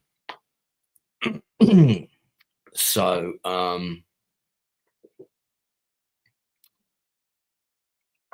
so my endurance is currently at 21. You're sitting down on a mattress of leaf mold when the howl of a timber wolf prompts you to abandon your soft bed and spend the night in the bough of a tree. Oh, that sounds uncomfortable. 125. You journey northwards through the Mogador forest, this long and a tiring trek that is fraught with danger. Roving bands of crawn, bands of crawn, and packs of savage timber wolves demand that you remain vigilant at all times as you venture deeper into the vast domain. You feel your sense of time gradually slipping away. Your only consolation on this long and lonely trek is that wild game is plentiful and you experience no shortage of food. Okay, so I've got a skill that I can use to do that as well, and I think that means that I can eat a meal. So it's like foraging or something. Let me just check. Tracking. Hunting. Yeah. Just check what that enables me to do. Because presumably I could hunt mastery. This skill ensures that you'll never starve in the wild. You'll always be able to hunt for food, even in areas of wasteland and desert. Oh, so I shouldn't have actually lost those points. You'll ignore any extra loss of combat skill due to a surprise attack or ambush as well with this. Okay, I need to remember that. Can't forage for food in foreign environments unless it says otherwise. So, right. So I'm not going to lose those endurance points, and in fact, I'm going to gain one here.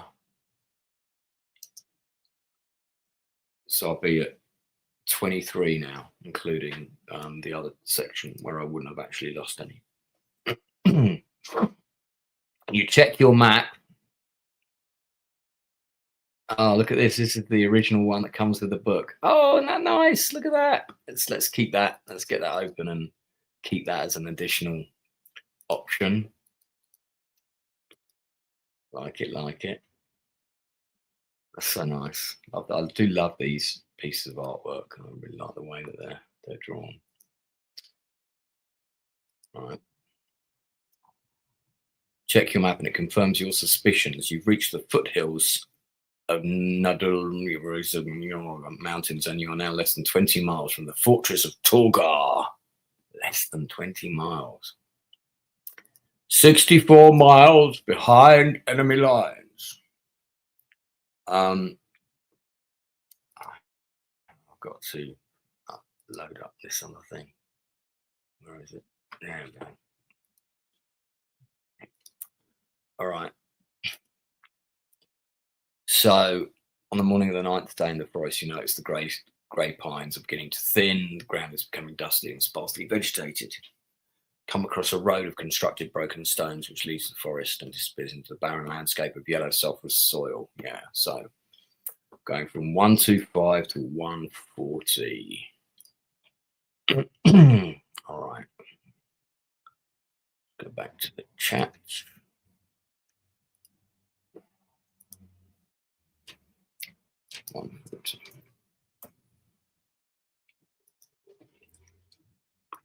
Okay. After a week of trekking, now chat, I'm going to need your assistance with this decision. So let me know what you think. Those 6 of you that are watching, and I appreciate you sticking with me. Sometimes I have no one watching these, so I really appreciate you hanging out. After a week of trekking across difficult terrain, the firm surface of the hill track feels as smooth as a mirror beneath your aching feet. By noon, you've put 10 miles behind you and have reached a bridge which crosses a sickly yellow stream flowing down from the surrounding hills. You must now eat a meal or lose 3 endurance points. Well, I'm going to say bullshit on that because 1, I could go and hunt for stuff, but 2, I definitely would have some meals now. I would have killed some game and things like that. I think also, yeah, I mean, I'm well fed at this time, so that's not happening. You're about to continue your journey across the bridge when you hear a rumble of hoofbeats and see a group of horsemen shrouded in dust riding along the road towards you. If you have the magnified discipline of hunt mastery and have reached the rank of principline or higher, turn to 12. I don't have that. If you do not possess this skill, You can either wait for the riders or you can hide beneath the bridge. So do I wait to see who they are, or do I hide beneath the bridge? I'm going to dash to the bathroom, and you guys are going to give me some advice. Anna Nielsen's here. Very cool. Good to see you.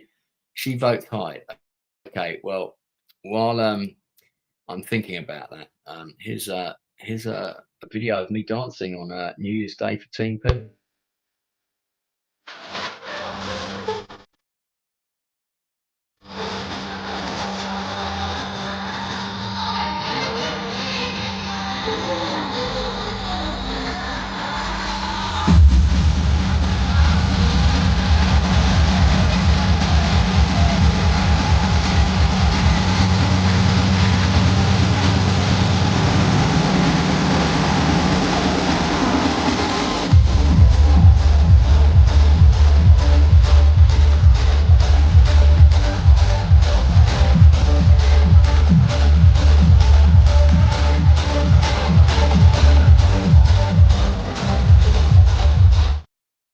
Perfect timing. Right, okay. So that was fun, wasn't it? That's Lancy dancing at clubs. I think we'll go for hide. Yeah. Okay. Let's hide beneath the bridge. We're going to go 3-2-2. It's better to be sensible. Might be the enemy. All right. Anna, how was your New Year and New Year's Day? What did you do? Swiftly you dive beneath the bridge and wait with bated breath as the horsemen approach. They thunder across the bridge, and when you can no longer hear their hoofbeats pounding the rocky road, you climb out of your hiding place and continue northwards. Okay, so I didn't even see who they were. Fair enough. 179.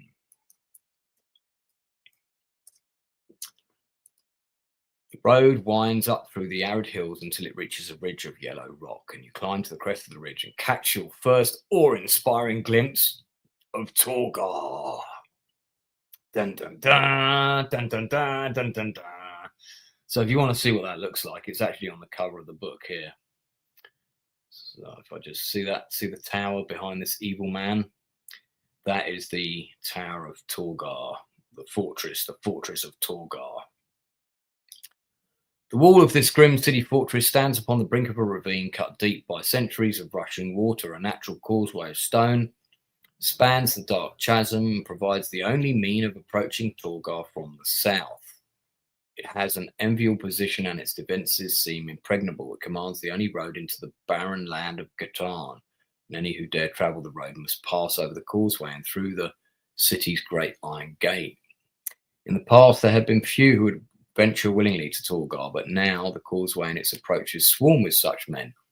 They are soldiers of Telestria and Palmyrian. They have come with their engines of war to lay siege to this grim Drakeem fortress. Oh, okay, so the good guys have arrived. Less than a mile from the ridge stands a cluster of tents perched atop a hillock which overlooks the siege works. As you approach them, a group of knights appear from the largest tent and command you to halt. One of them, an officer, recognizes your uniform and bids you to enter the tent to meet his commander. All of the knights are armed, and you decide it prudent not to refuse the officer's request. Okay, now I've been through 2 more numbered sections, so I can do 2 healing points. My endurance is back up to 25, so 10 away from the original. If you've ever visited the land of Telestria in a previous Lone Wolf adventure, turn to 45. I have, so hang on. Places visited, I've got a list.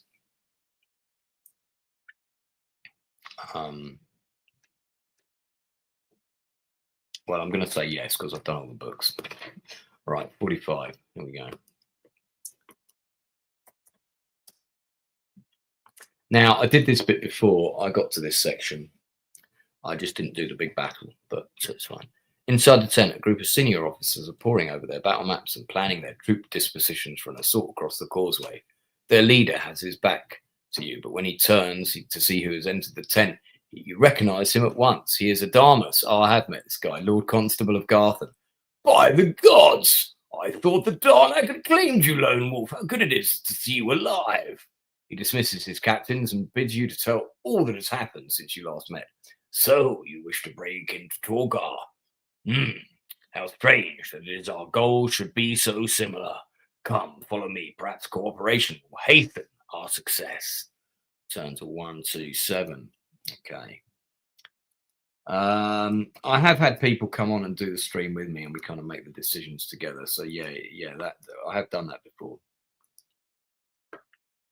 All right, we're going to 127. A short distance from Lord Adamas's tent stands a wooden watchtower constructed by his army of engineers, which offers you an unobstructed view of the causeway and the great gate of Torgar. As you reach the top of its rickety ladder and step onto the platform beside the Lord Constable, he recounts the events that led to the siege of the city fortress.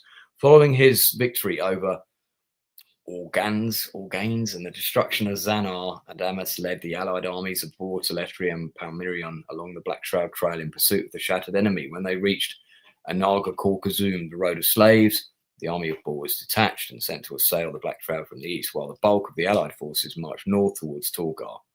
When Celestria was overrun in the early days of the war, thousands of her people were taken as slaves and imprisoned here in the fortress. Lord Adamas has sworn that one day he would free them, and he was determined to fulfill his pledge. During the march north, a great battle was fought near the wastelands of Zutazana against two Gaiac armies led by the Dark Lord Kragenskull and Dark Lord Thanazor. Both were sadly defeated. Well, that's good. Although victorious, the Allies suffered heavy losses and feared that they would be too weak to storm Torgar. He was too far from his homeland for reinforcements to reach him swiftly, and there was growing threat that the Dark Lords would muster their troops in Tanoz and Mosgor and attack again. These names, man. Faced with this grave dilemma, he decided to risk an assault on Torgar.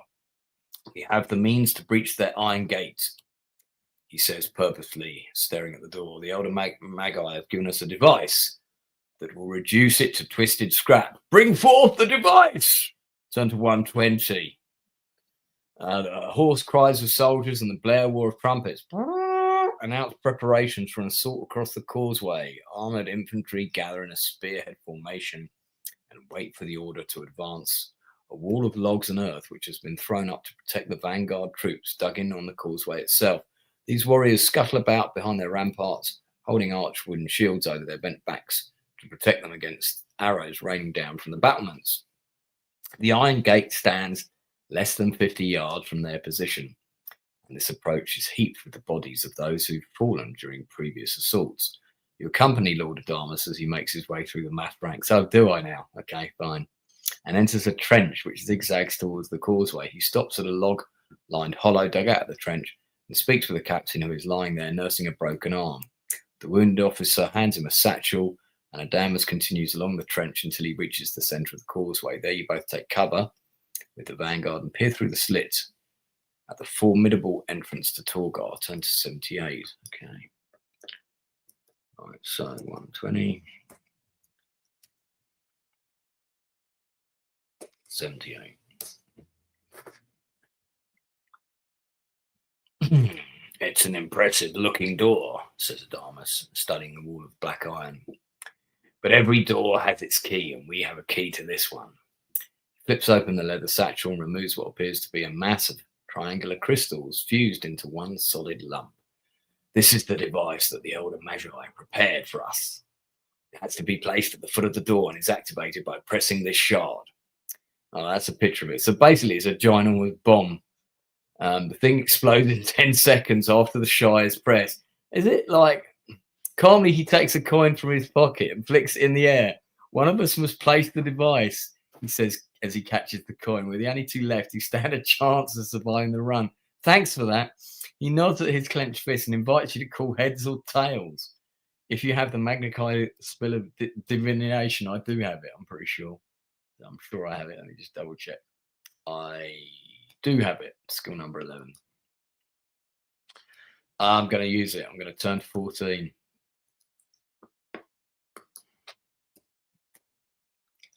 All right. You focus your Kai skill, but you cannot tell which side of the coin is showing. All you can detect is a strong magical aura indicating that the coin is magically shielded. You have no option but to guess which side is showing. If you wish to call heads, turn to 330. I always like tails, so I'm going to go 212.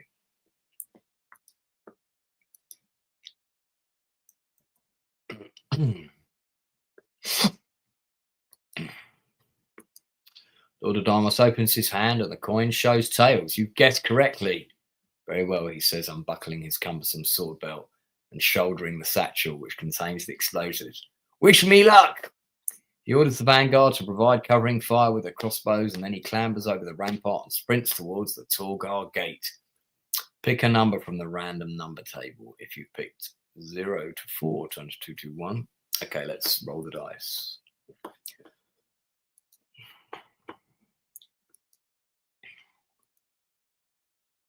You've rolled an 8.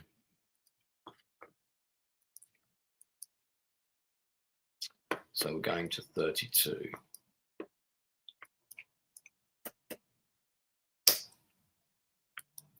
The Trakeem give a loud yell as soon as they see Adams appear. At once, the vanguard fire their crossbows and many bolts find their mark, but the Trakeem, who fall, do not hamper their comrades, who are preparing to welcome Adamus with huge chunks of rocks.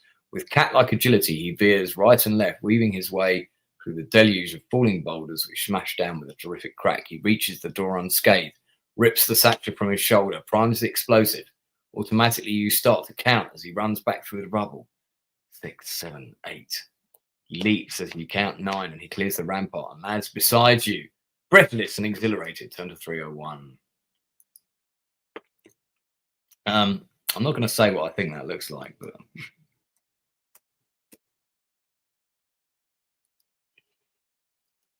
crystal explodes with a blinding flash, releasing a bolt of sun-like energy that tears a massive hole in the 1-foot-thick iron plate that transforms what little remains into red-hot slag.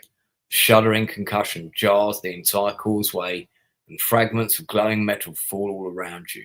Triumphant cheers rise above the thunderous boom that is rumbling through the ravine as the spear point of Adamus' army surges across the causeway towards the ruined gate.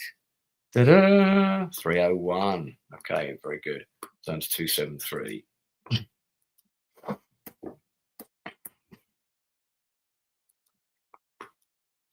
Right.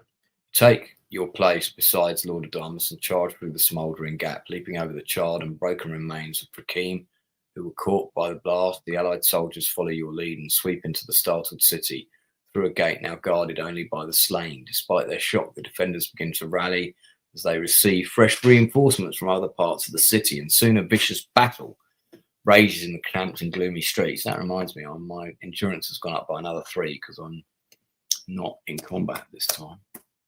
I'm at 28 now. You lead a group of Plymouth men-at-arms across the courtyard and into a dingy street where you find yourself confronted by a regiment of Trakeem garrison troops. They've gathered to make a wall of shields behind a pair of small figures, black-robed and cowled, each holding a yellow globe. Uh-oh. Yeah, I have. So let's go to 222.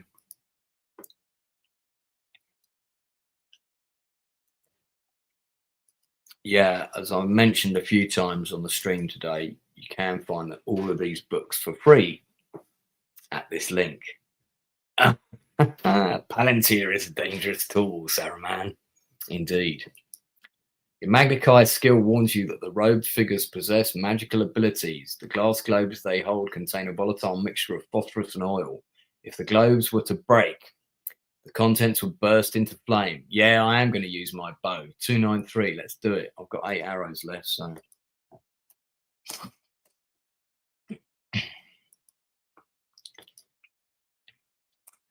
All right. We're going to pick a number. Add any missile bonuses. So I've got a +3 on my die roll. Because I've got ability, I've got specialist skill with an arrow. Fuck you. That's a 5. God damn it. Every time I need like I get one of these, I always roll low. So 7 or less, 149. The arrow grazes one of the magicians and thuds into the shield. The wound is superficial and does not prevent the magician from hurling the spear with the spear.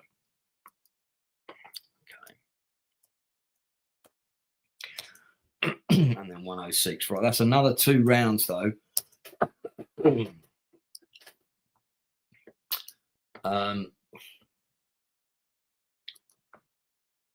put that to 29. You're dazzled by a brilliant flash as the two globes explode, scattering fragments that hiss like a host of fiery snakes into the Plenarian ranks. The men-at-arms scream with pain and terror as the fragments burn everything they touch. You escape the worst of the blast, but the sleeve of your tunic is splashed with fragments and is now on fire. If you have the magnified discipline of Nexus and have reached the rank of Principally or higher, turn to 2. I don't think I have Nexus as a skill anyway, and I'm not. I mean, I'm not sure of my rank, but I don't have Nexus. So, if you do not, so 253. I lose 5 endurance points if you survive the burns. Turn to 318. Okay, I can hack that.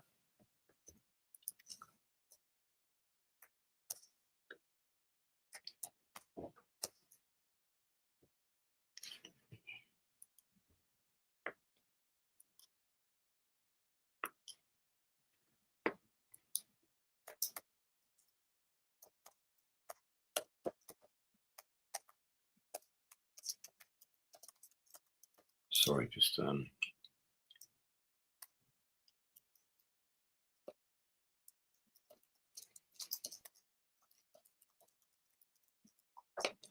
applying something quickly. Right. Less than half the Pyrenean men-at-arms have survived the devastating attack. They reel back towards the courtyard. You manage to pull them into a circle just in time to defend against the Drakeem who are charging along the street. Oh, God. Okay. 26 endurance. 39. Right. All right. So we've got a combat situation. My endurance is down to 24 from that burning stuff. Their endurance is 39. Their combat skill is 26.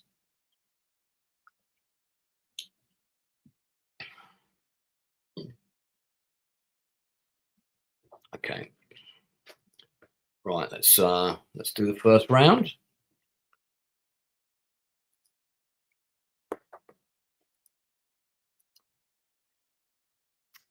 Oh my God. It's a 1. Let's turn that off. So we're in this chart here. You can see a roll of 1 is I take 4 damage, they take 6. Now I can't really afford to be taking damage because they've got a lot more endurance than I have at the minute. So 6 off of them is 33. So I need a high roll in the next round.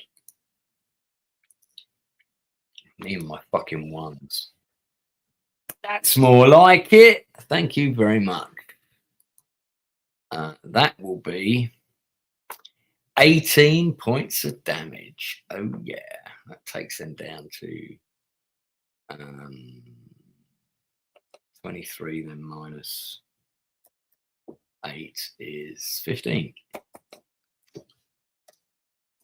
They're at 15. All right, that's better. Now they've got less endurance than me, so I'm feeling a bit more happy about that. 6. I think they're dead. That means they lose 11. Oh no, they're down to 4. I think I lost 1. Is that right? Did I lose 1 or something? I lose 1. Yeah, so I'm down to 19. Okay, this last round of combat should determine 7. Well, they're definitely dead now. Yeah, they have taken 12 points of damage and I've taken nothing. Okay, good. So I have indeed won the combat.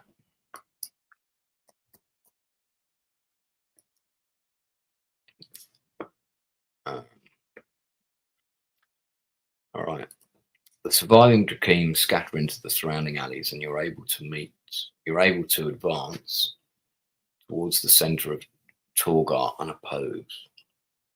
The Palmyrians meet up with their regiment, and you continue along the dingy thoroughfare. It leads to an open square where a conical tower of iron points accusingly at the sky. Hear the flagstones vibrate, a continuous throbbing that beats like a giant pulse somewhere beneath the bowels of the city. The battle has drawn most of the team away from the square. You have no difficulty in reaching the tower and entering it via an open archway. Okay, before I go any further, I'm going to heal myself back up to 20.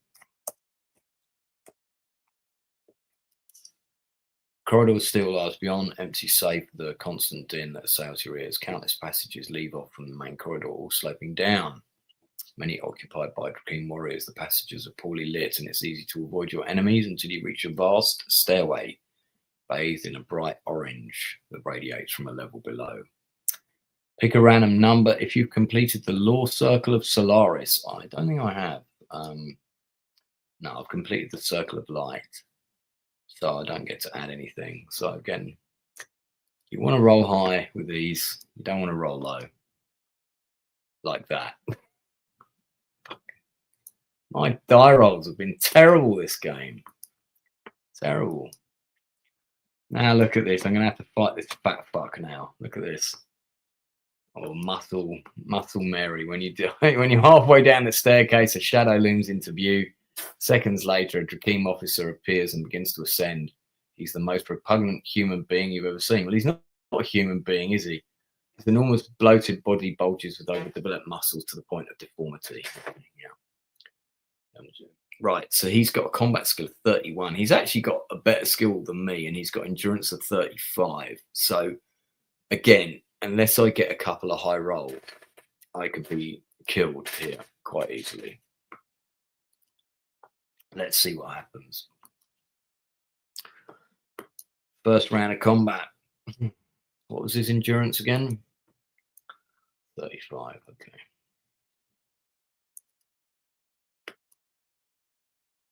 Three.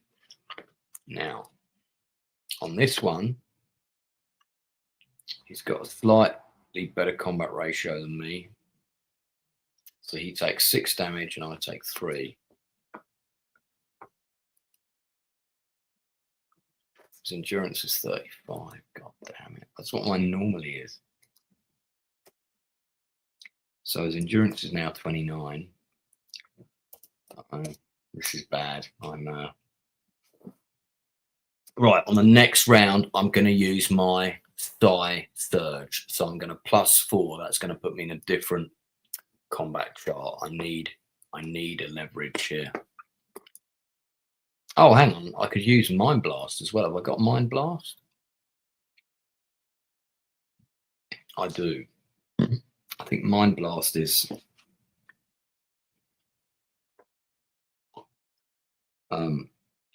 you don't have to take damage when you use it. Let me just check.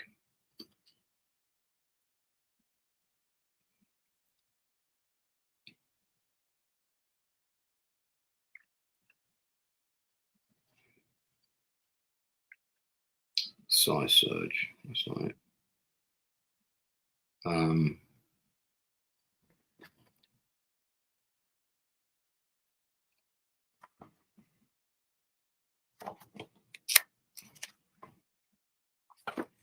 Where's Mind Blast? I'm trying to find it here.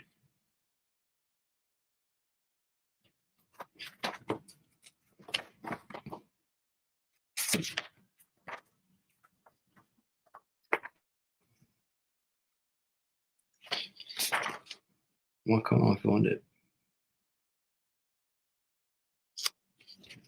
So I might have to do a Google here.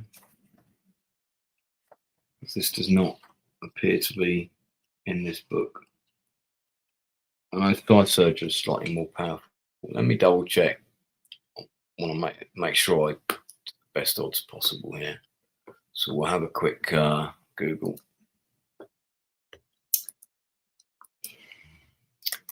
Dum, dum, dum, dum, dum, dum, dum, dum, dum. What damage does Mind Blast do in the Lone Wolf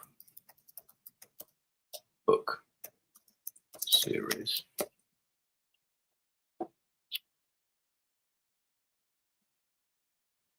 Mind Blast adds 2 to the combat skill in books 1 to 5. In book 6 to 12, it continues to grant +2 to the combat skill. As an Archmaster, the bonus increases to +3. Oh, okay. Oh, I've already got it. Oh, no, I don't. I've never added that to my... Oh, fuck's sake. Right, so that's a standard thing that you have. Okay. It costs nothing to use it. I also need to check where that comes in the ranks again. Okay, let's put the thing back up again.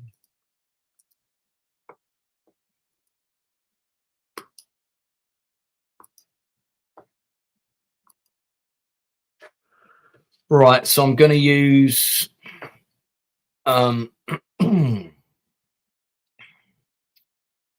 right. I'm going to give myself 2 endurance points back because I did the damage incorrectly. But I'm going to take 1 off because I'm going to use my psi surge, and that's going to put me on a different chart just as well because I rolled low. So that puts me +5 ahead because I'm currently at +1 ahead. So that means that a 3 would do 8 damage to him and 3 to me. Okay, I'm on 18. He's on 21. I'm going to risk it. I'm going to do it again. So I'm going to take my endurance down to 14, and I'm going to go in the better chart again. Come on, roll high, roll high, roll high. Fuck off. My die rolling in this game has been terrible. Okay, he takes 9 damage and I take 2. So he's down to 12 endurance and I'm down to 12. So it's neck and neck. I'm going to go to 11. I'm going to use my psi surge again. Damn. I sure hope I don't have to fight too many more battles here.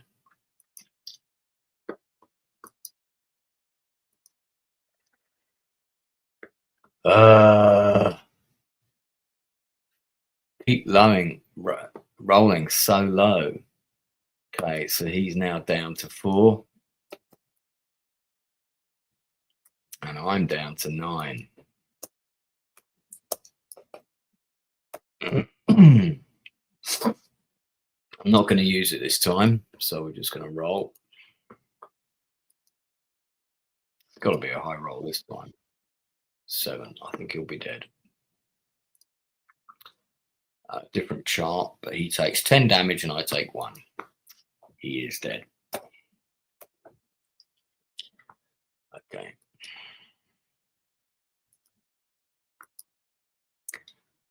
Turn to 177.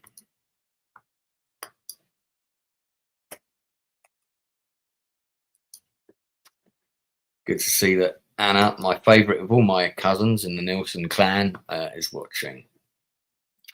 I get a black key, I get 20 gold crowns, and I get a dagger searching his body.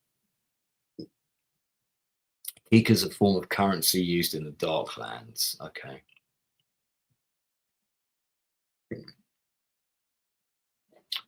All right, I'm going to take the black key. I'm not going to bother with the dagger. I'm really glad I bought some Cornetto ice creams because as soon as I finish this stream, I'm going to have one. Because I'm getting a little bit hoarse because I'm having to do so much talking.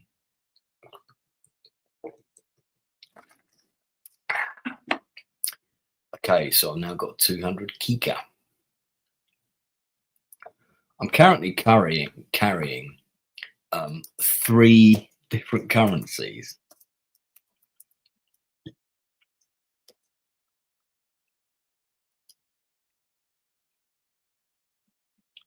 Okay. To continue your exploration, turn to 285. All right.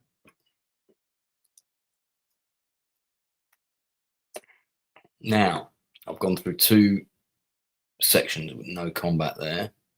So that's going to put my endurance back up to 10.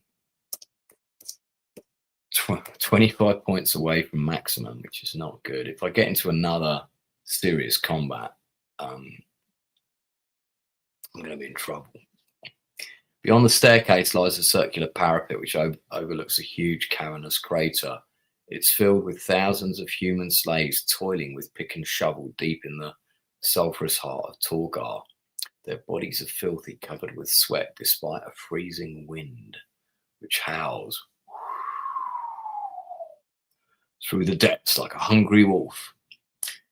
Drakeem overseers urge them to greater effort, and the crack of their whips is answered by the slaves' anguished cries of pain. Angered by what you have seen, you leave the parapet and enter a dimly lit passage that descends to a door of black steel. A twist of the handle reveals it's locked. So I have the black key. I don't have the skeleton key, but I do have the black key. So I'll turn 80. And we have a super chat. RRTNZ says, my friend who I met in person recently, 2 houses, both alike in dignity, in fair Verona, where we lay our scene, from ancient grudge break to new mutiny, where civil blood makes civil hands unclean. That would be Shakespeare. The lock clicks and the door opens to a passage lined with torches that sputter and crackle noisily. Halfway along there is another door, a solid slab of iron broken only by a small barred window. Silently you approach this door and peer in through the grille. If you have visited the Darnag in a previous Lone Wolf adventure turned to 260, I have. That is the Swamp of Horrors, one of the earlier books.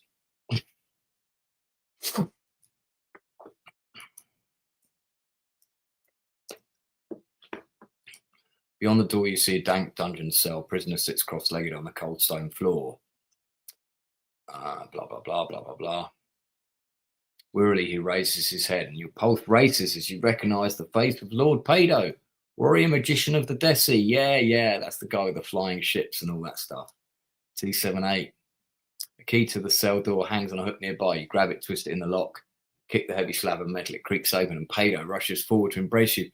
Thank the gods you found me, Lone Wolf, he says, his voice filled with emotion. The Drakeem said you were dead, that your body lay rotting in the Darnag, but I never once believed their lies. Pado is overjoyed to hear that Torgar Gate has fallen and that there's a battle raging in the streets above.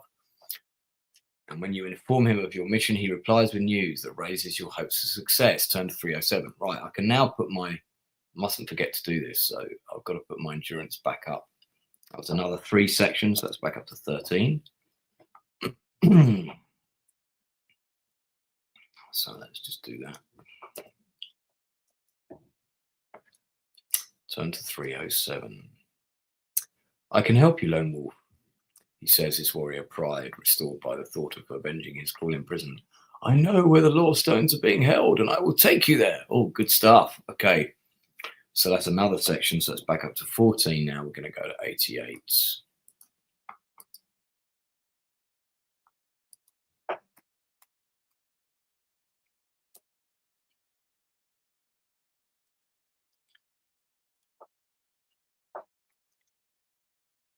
I was hoping for a Laurence Olivier impersonation. Well, as you can hear, my voice is a little bit hoarse at the moment. 2 houses, both alike in dignity, in fair Verona, where we lay our scene, from ancient grudge break to new mutiny, where civil blood makes civil hands unclean. Is that better? I reckon that's worth another $10. Stealthily, you follow Pado through the dungeons of Torgar, using the shadows to avoid being seen. Ragged columns of slaves stumble along the passages, dragging their tortured, half-starved bodies to and from the work pits. They are beaten, cursed, and whipped relentlessly by the Drakeem guards, who seem to delight in their suffering. Oh, I'm going to take care of them in a minute. This is another, that's another endurance point up as well, because we're not currently in combat at this time. You emerge from the corridor into the shadows of the circular chamber, where a staircase ascends to a pair of huge triangular iron doors guarded by a squad of crack Drakeem Death Knights. A tingling sensation electrifies your skin as you senses detect the presence of the Law Stones somewhere behind these doors. Suddenly, an alarm bell fills the chamber with a deafening clangor. Bang, bang, bang, bang, bang, bang. Oh, that's a bit crap. The Death Knights begin to descend the stairs, and your stomach churns with the fear that you've been detected. If you possess the skill of divination, I do. Turn to 299.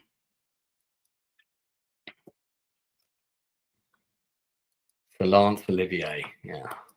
The alarm bell signifies that the entrance to the tower is under attack. Adamus and his army have reached the center of the city and are now fighting their way down to the dungeons to attempt to free the slaves. That's great. Death Knights are hurrying to their battle stations. They're unaware of your presence in this chamber. There was a great Dungeons and Dragons campaign. It was a 4-part campaign, and it was my favorite. And it was called The Slave Lords. I'm trying to remember the first one. The second one was all set in this fortress, and the first one, anyway, it was all about freeing slaves, basically, and it was really good. It was like a really good story. All right, so let's go to 3136. I think we're nearly at the end. I won't do book 11 today because my voice is buggered. The Death Knights tramp past your hiding place and hurry out the chamber. Pado breathes a sigh of relief as the sound of the heavy footfalls is quickly lost in the noise of the alarm bell. But only when you are sure you are alone do you leave your hiding place and approach the triangular doors. Okay, so I'm healing myself all the time while this is going on. That's another 17. Let me just double check something.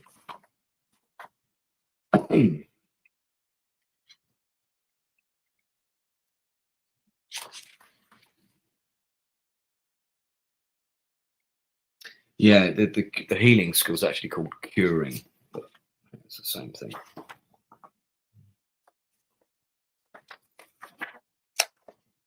I just want to check to see if I've got any other skills I can use while I'm not in combat here.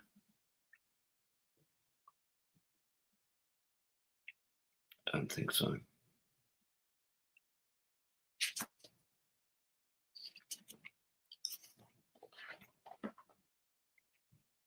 Yeah, okay.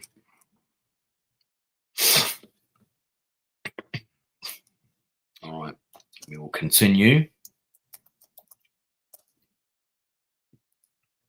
to 230. I really want to get as much of my endurance back as I can, because I bet somewhere there's going to be a bastard of a thing to fight. So this puts me up another one. Back up to 18. Still pretty badly injured. You pull a metal bar set into the wall. Huge lead-lined doors rumble open to reveal incredible sight. Before you stands a domed chamber, its ceiling crisscrossed with gantries of rusted iron. At its center, a circular black pit around which gathered groups of ghoulish creatures clad in transparent robes and masks. Oh yeah, I can see them. Angled upwards from the floor are the slender crystal rods that glow with green fire. They pour forth a constant stream of pencil-thin light, which focused on a point directly above the center of the pit. Your eyes are drawn to this point, for here you can see the 3 remaining law stones of Naxator, the objects of your quest, held suspended in a ball of flickering green flame. Okay, so the alarm scatters the remaining creatures and leaves me alone in the chamber. Toast of London. I really like that actor. I think he's great. He's kind of fun.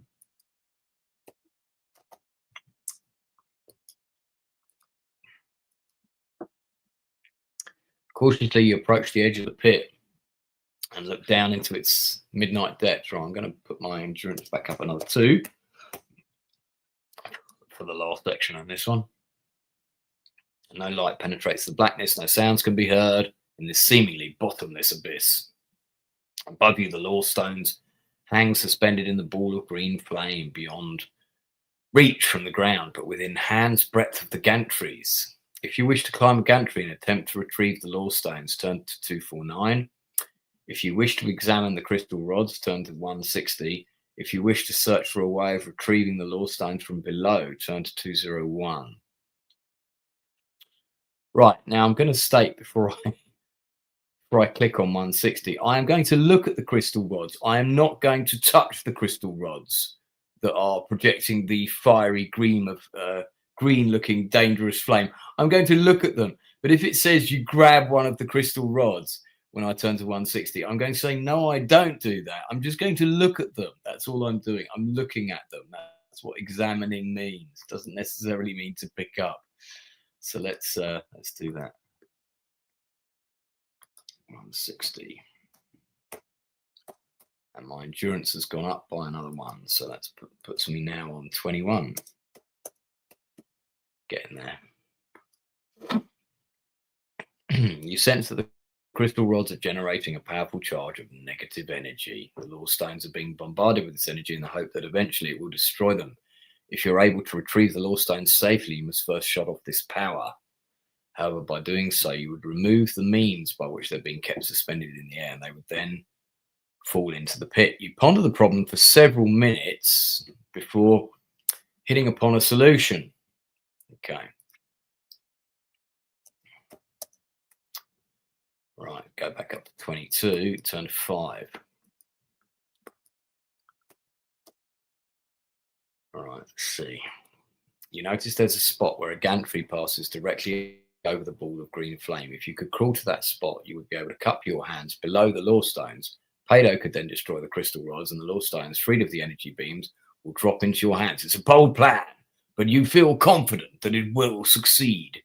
Okay, turn 40. All right. I'll also heal myself before I climb on the gantry, so that's another point.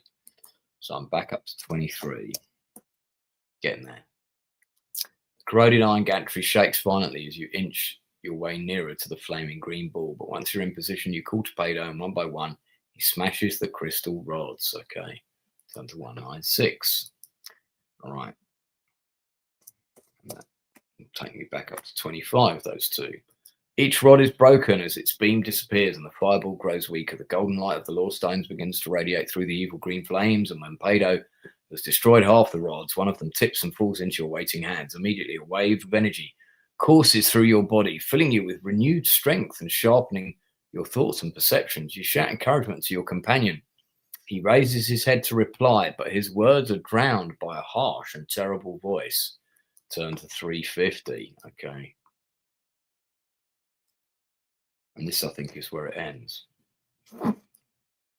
Vengeance is mine, lone wolf, booms the thunderous voice. Terror strikes deep in your heart when you turn and you see the ghastly form of Dark Lord Nag filling the archway through which his minions escaped when you first entered this chamber.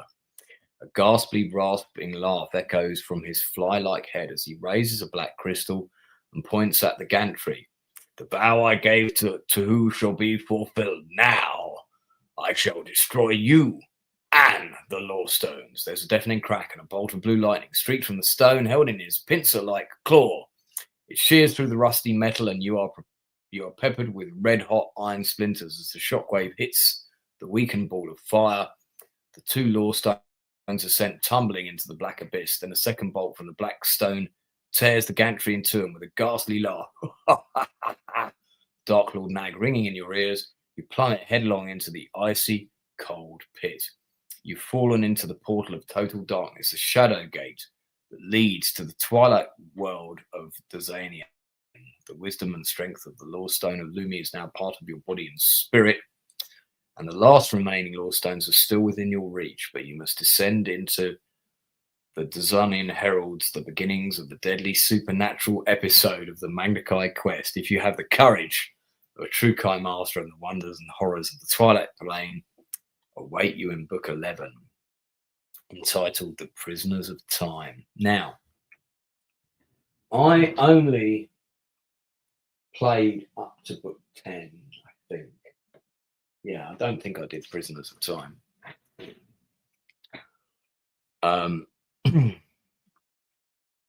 So that is going to be my next game. I thank these guys for their super chats. These are very, very kind. I have read them all out already, but I'm just thanking you again as I can. No. I'm going to leave that for now. I'm actually going to have my dinner now. And I also promised Pouty that I'd have a chat with her about a couple of things.